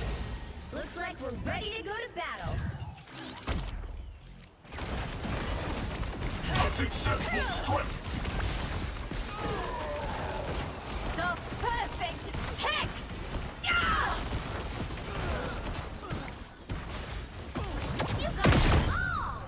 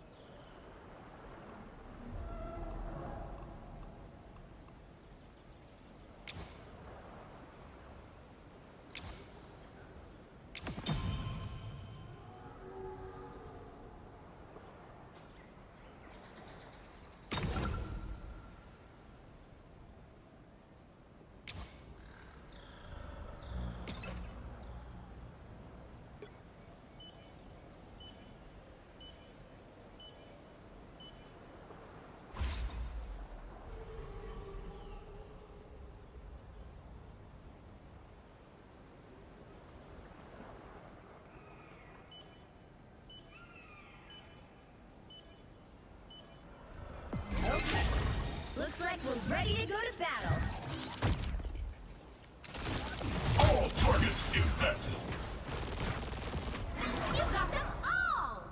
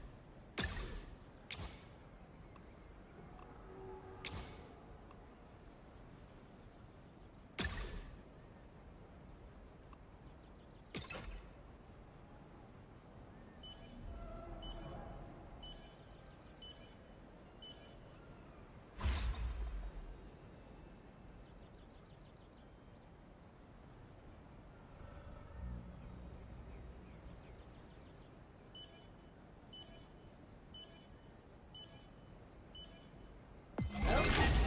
Looks like we're ready to go to battle. All targets impacted. You got them all!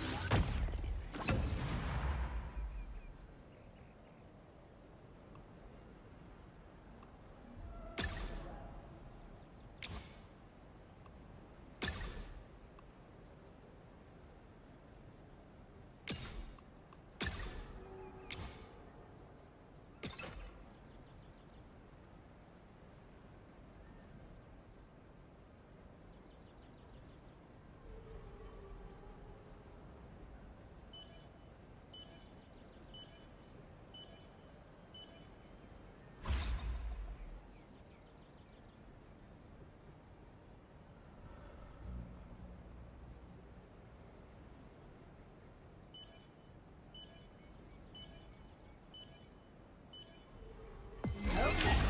Looks like we're ready to go to battle. All targets impacted.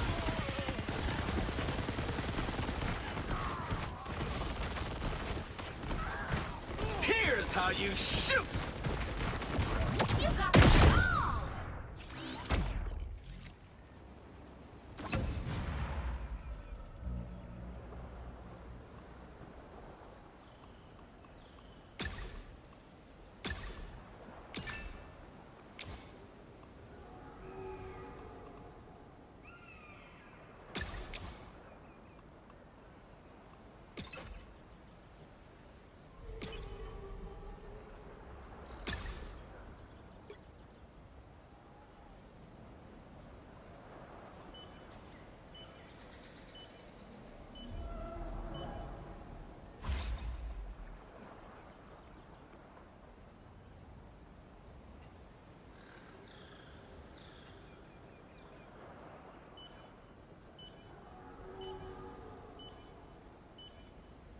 Okay. Looks like we're ready to go to battle. Damage delivered. Damage delivered.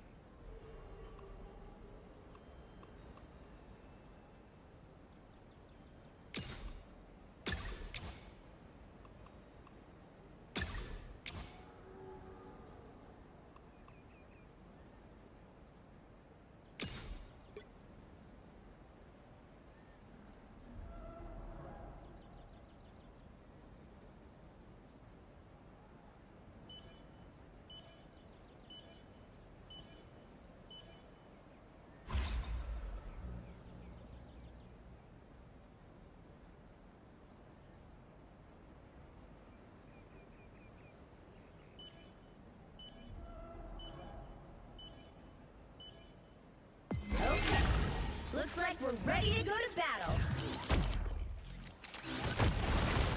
All targets infected.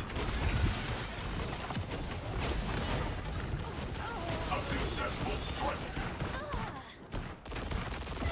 You got them all!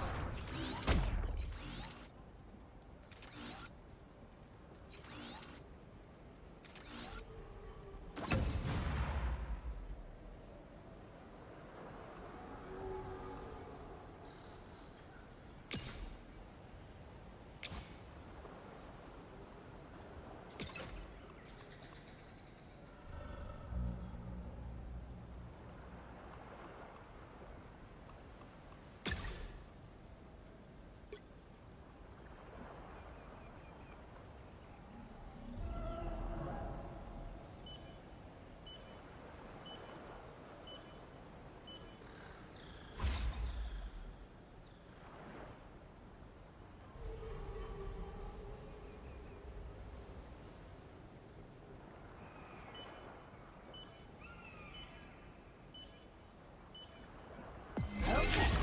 Looks like we're ready to go to battle. A successful strike. Here's how you like a star! You got them Hex! Ah!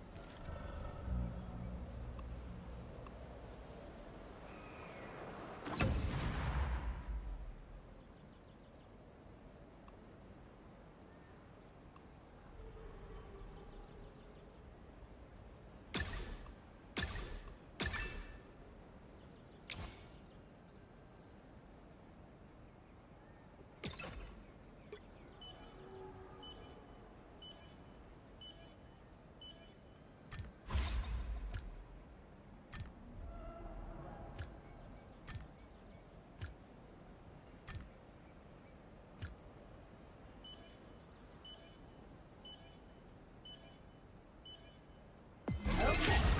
Looks like we're ready to go to battle. Damage delivered. Boosting repair functions. Using divine capacity. Here's how you shoot it! Berserker! All right! I'm bright like a star!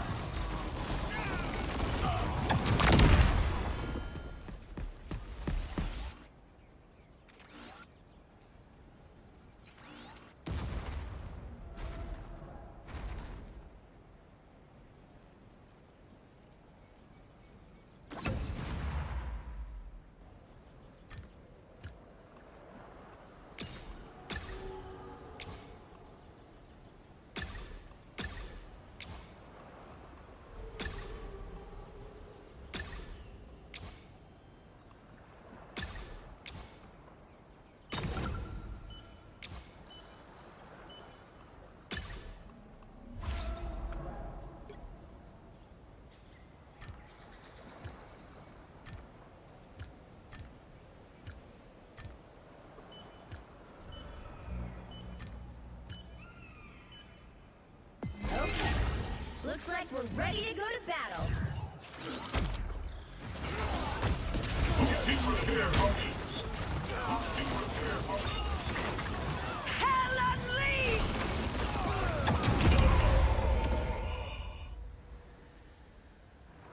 Well, you can always try again. There you go! To me!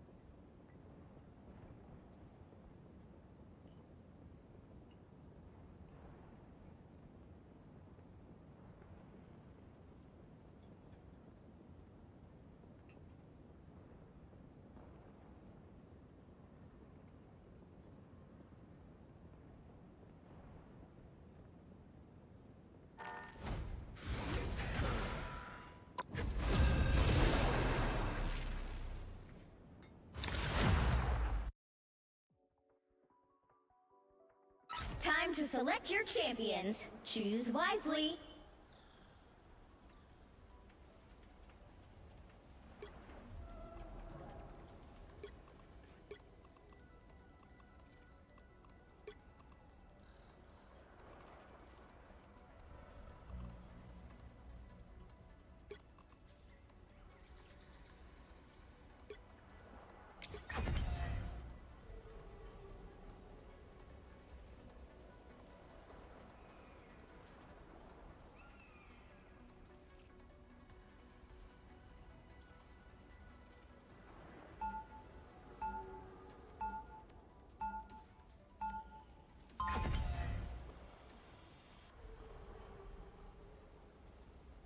This simulation is already over. Ultron wins.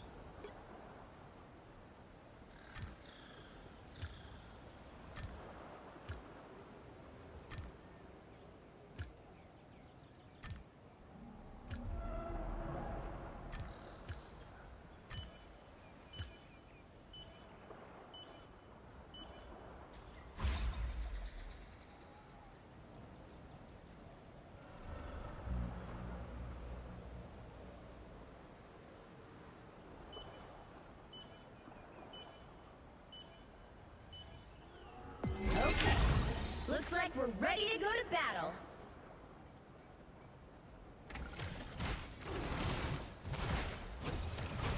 A successful strike. You have them all!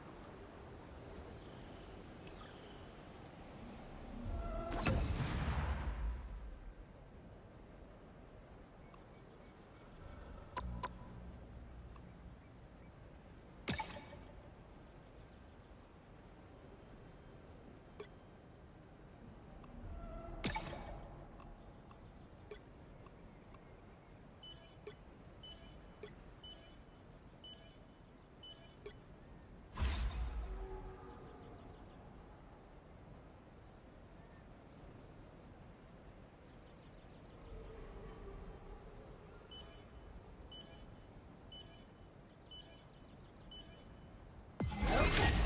Looks like we're ready to go to battle. All targets infected.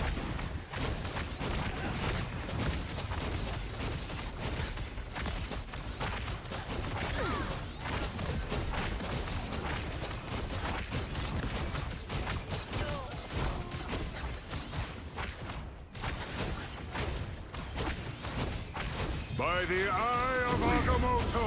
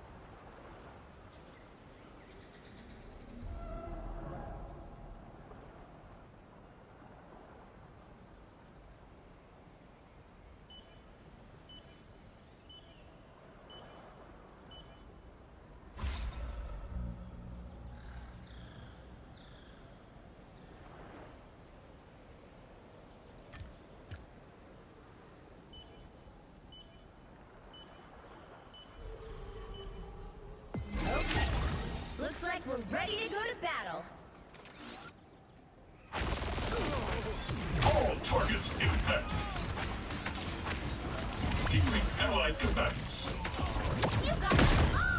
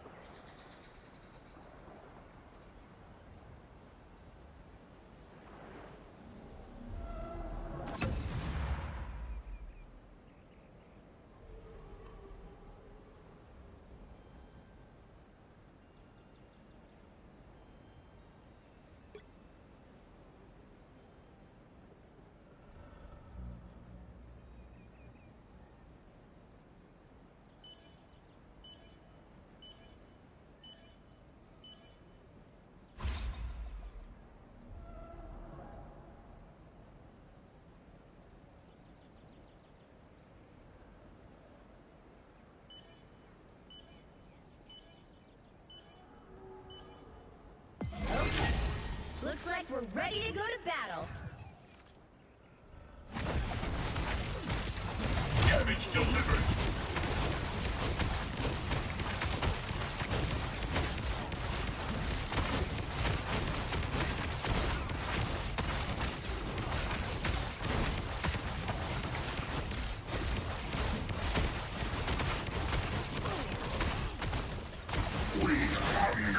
I am ready to put on a show. Bring on the chaos. For mutant, I unleash the Vishanti's It's the grand finale. Shields up. never miss. It's fighter time!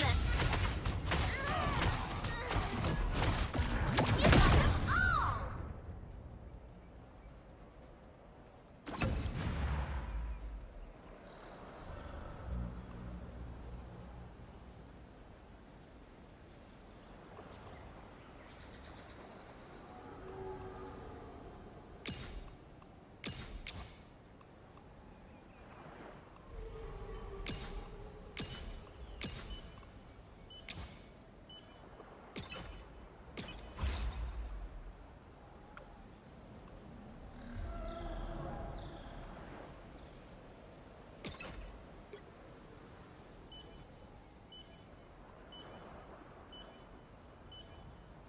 Okay. Looks like we're ready to go to battle. A successful strike.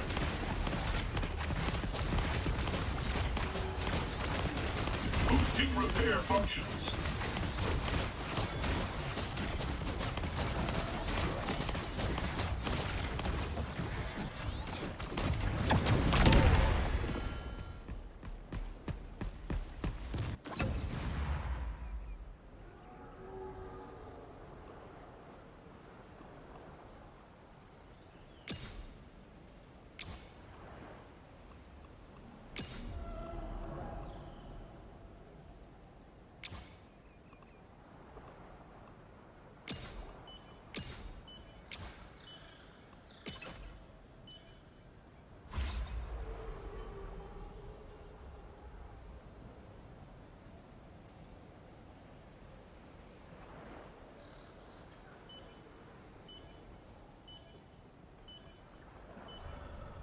Okay. Looks like we're ready to go to battle.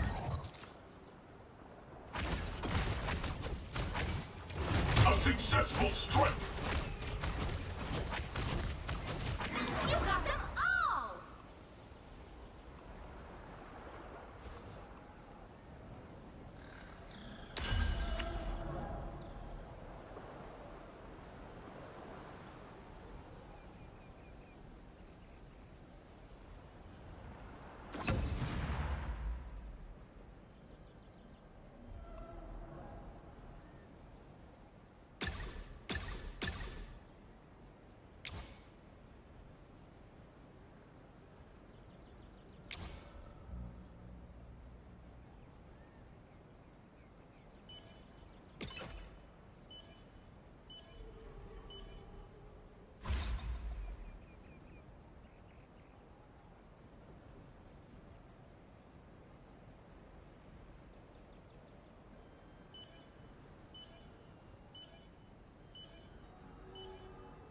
Okay. Looks like we're ready to go to battle. A successful strike. Damage delivered.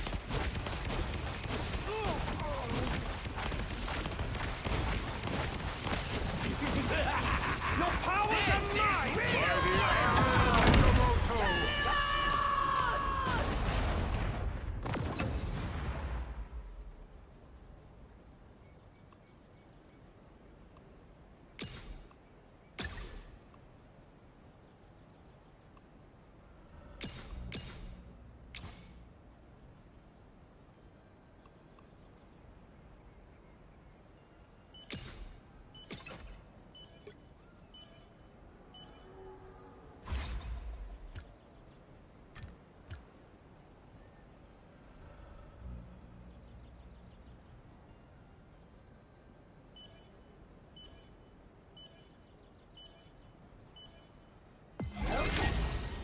like we're ready to go to battle. A successful strike.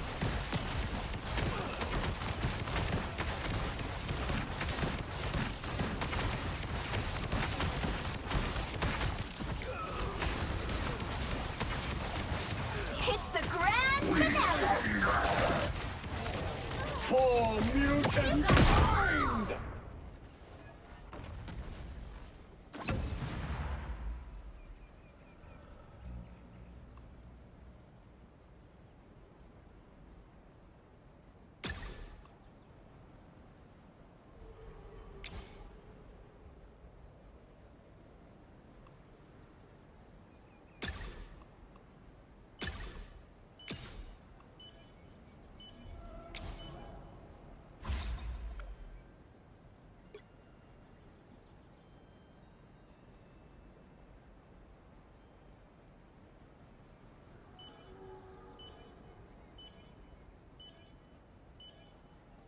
Okay. Looks like we're ready to go to battle. A successful strike.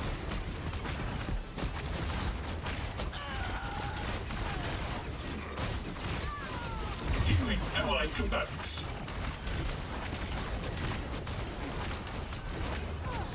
It's the grand finale.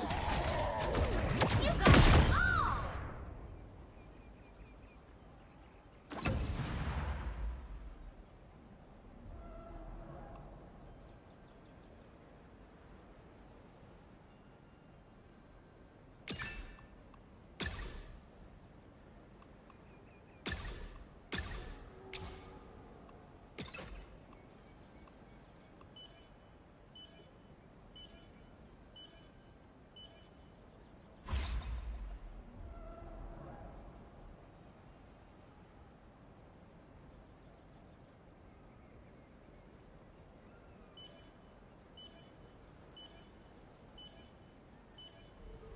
Okay. Looks like we're ready to go to battle. A successful strike. Healing allied combatants.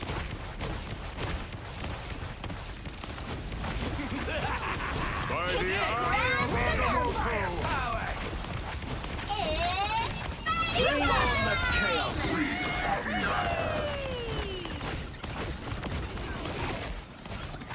For mutant kind! By the eye of Agamotto!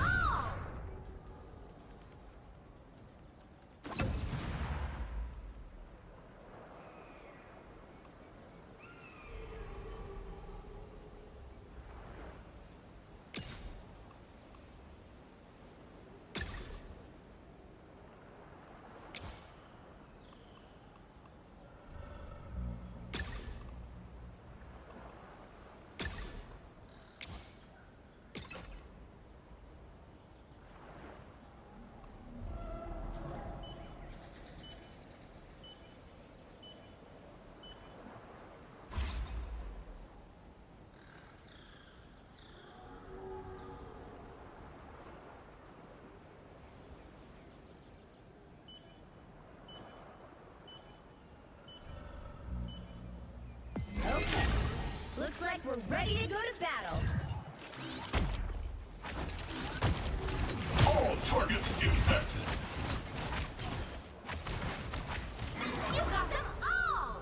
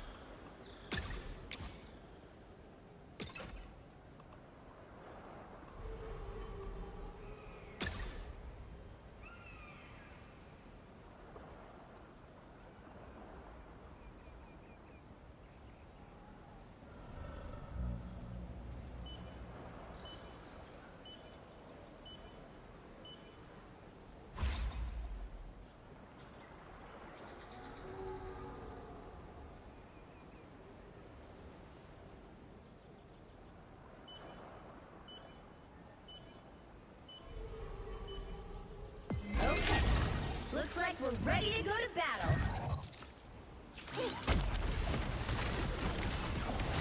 Damage delivered. Healing allied combatants. It's the grand finale. I unleash the Vishanti's power. Bring on the chaos. I am ready to For crash. mutant kind. I unleash. It's party time! Never miss. Born again. I unleash the Vishanti's power. For mutant I am ready to put on a kind. show.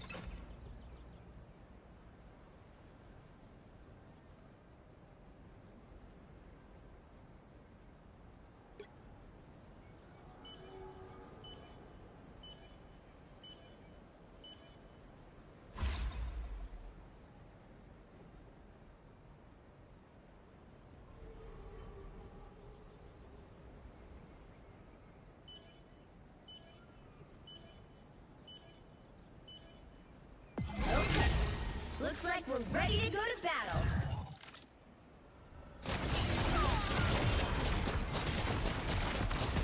All targets infected. All units regenerating. It's the grand finale. Bring on the chaos. For mutant kind. I am ready to put on a show.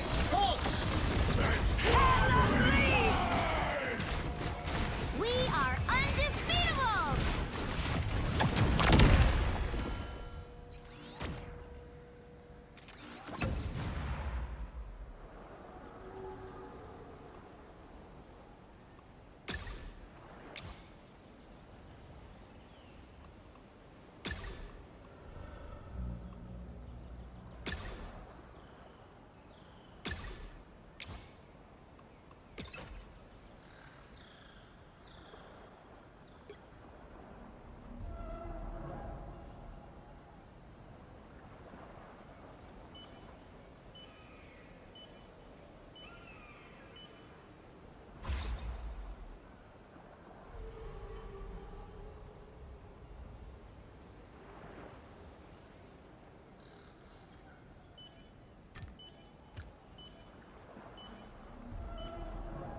Okay.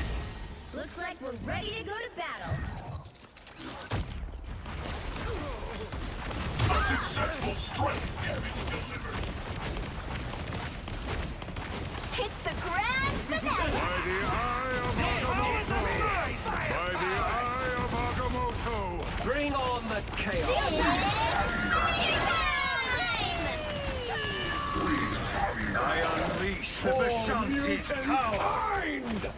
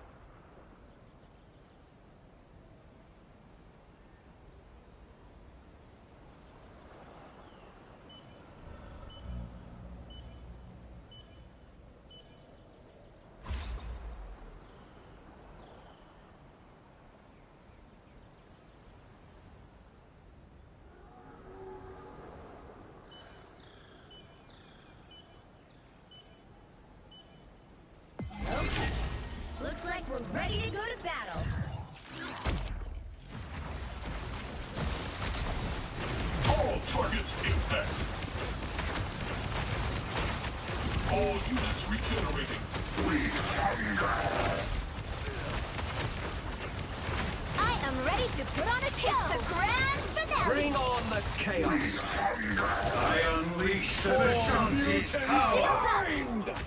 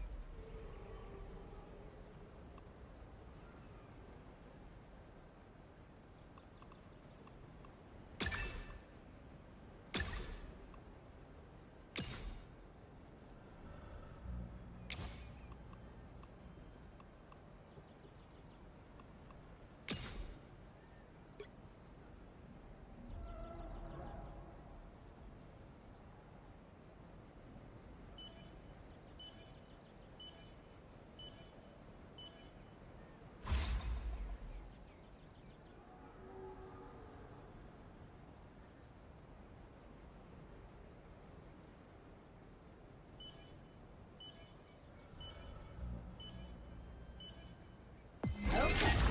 Looks like we're ready to go to battle. Damage delivered. It's the grand finale. I unleash the Vishanti's power.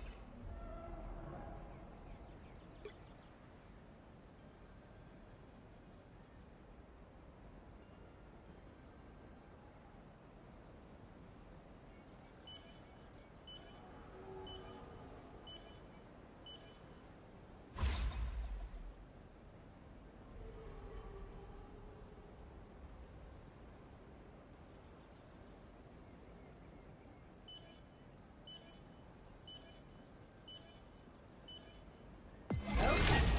Looks like we're ready to go to battle.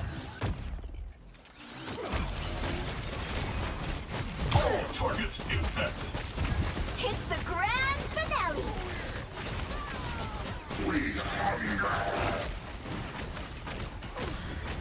Maximum. I unleash the Vishanti's power.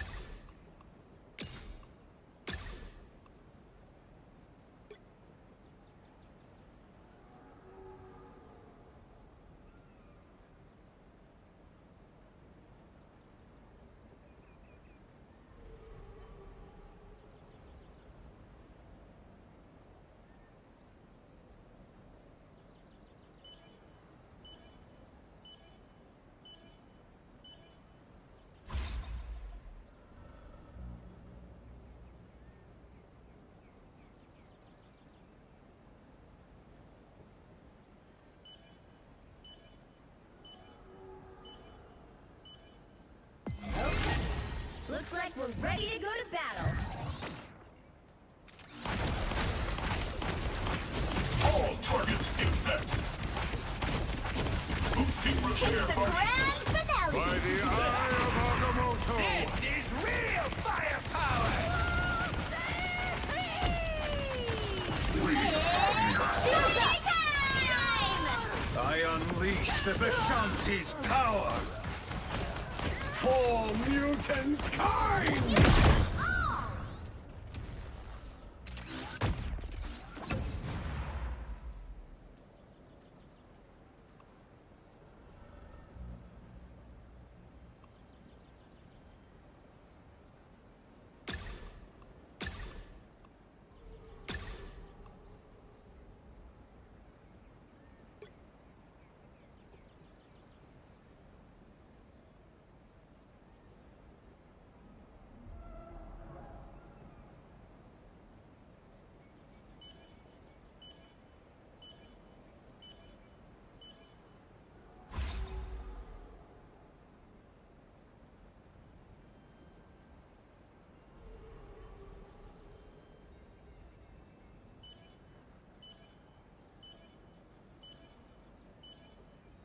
Okay.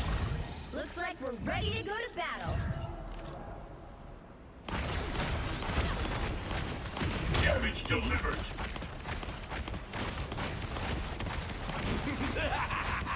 This is real fire! By the eye of Agamotto! Boosting repair from Bring on the chaos! Agamotto!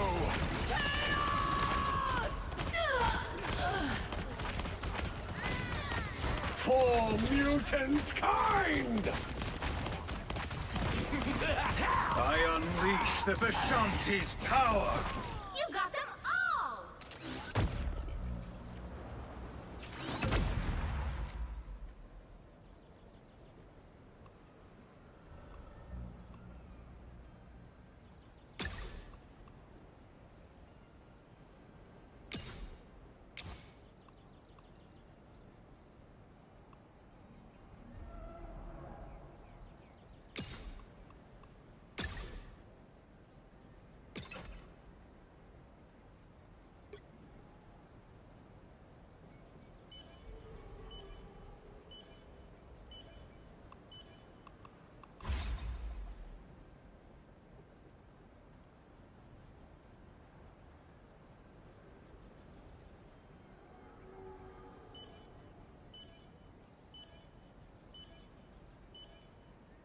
Okay.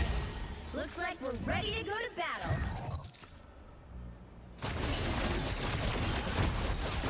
all targets impact targets. It's the grand finale!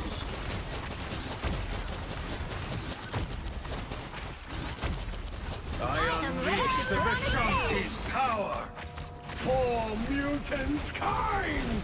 I unleash the Vishanti's We power! are undefeatable! Shields up! Fear Magneto! Maximum! Bring on the chaos! For mutant kind! For mutant kind!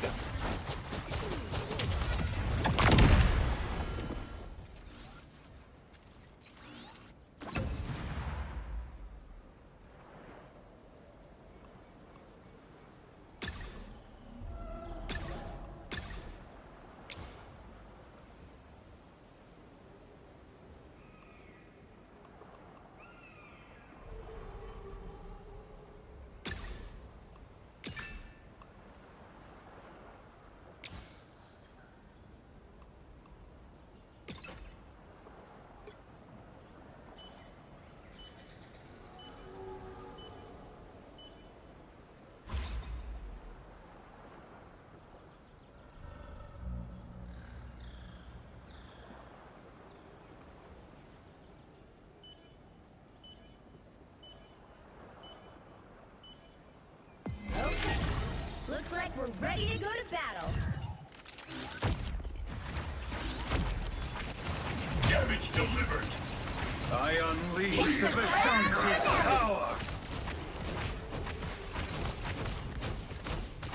You got them all!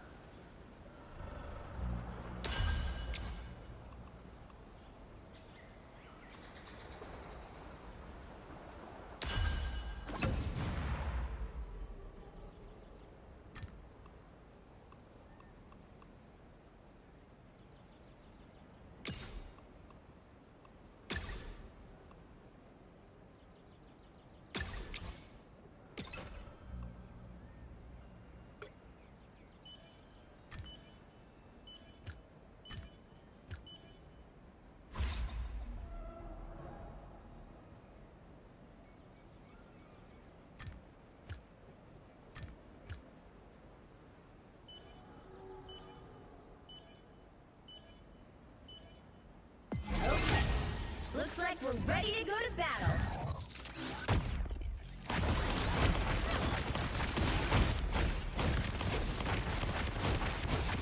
Hit the ground! This is real! Your powers are mine! Bring on the Shields up! It's party time! I unleash the Vishanti Shields up! for mutant kind! Got them all!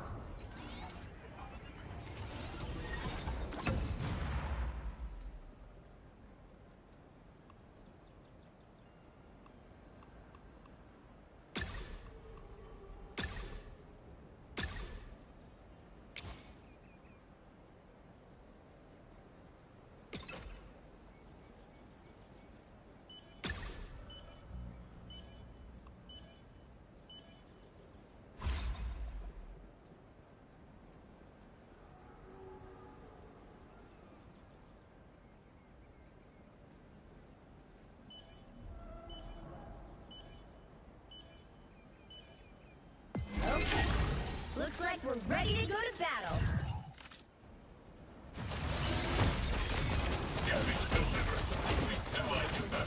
All targets Hits the infect. ground! I unleash the I'm Vishanti's ready to power! put on a show! I unleash the Vishanti's power! Bring on the chaos! Shields up! I unleash the Vishanti's power!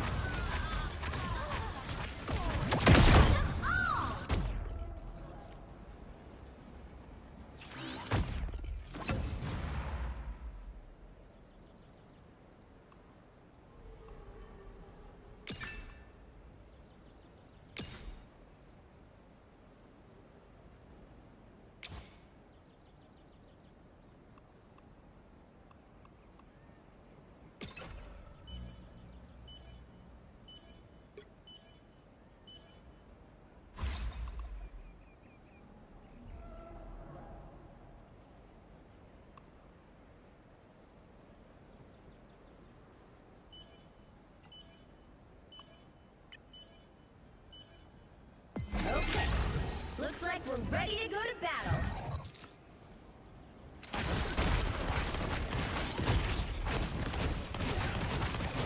All targets infect. By the Hits the ground! This is real firepower! Your powers Bring on the chaos! Party time! By the eye of Agamotto! I unleash...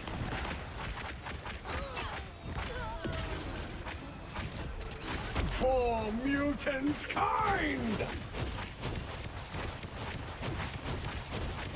I unleash the Vishanti's power! You got them all!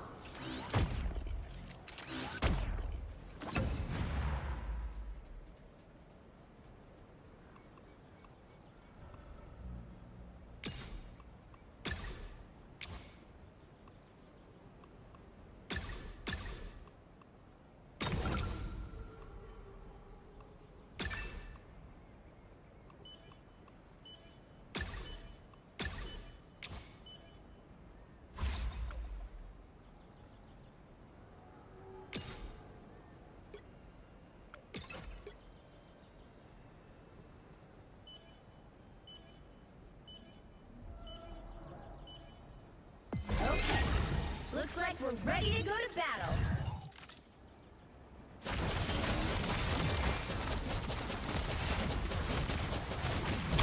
I unleash the Vishanti's power! Put on a show! For mutant I unleash the Vishanti's power! We are shields up! I unleash the Vishanti's Hits the power! ground!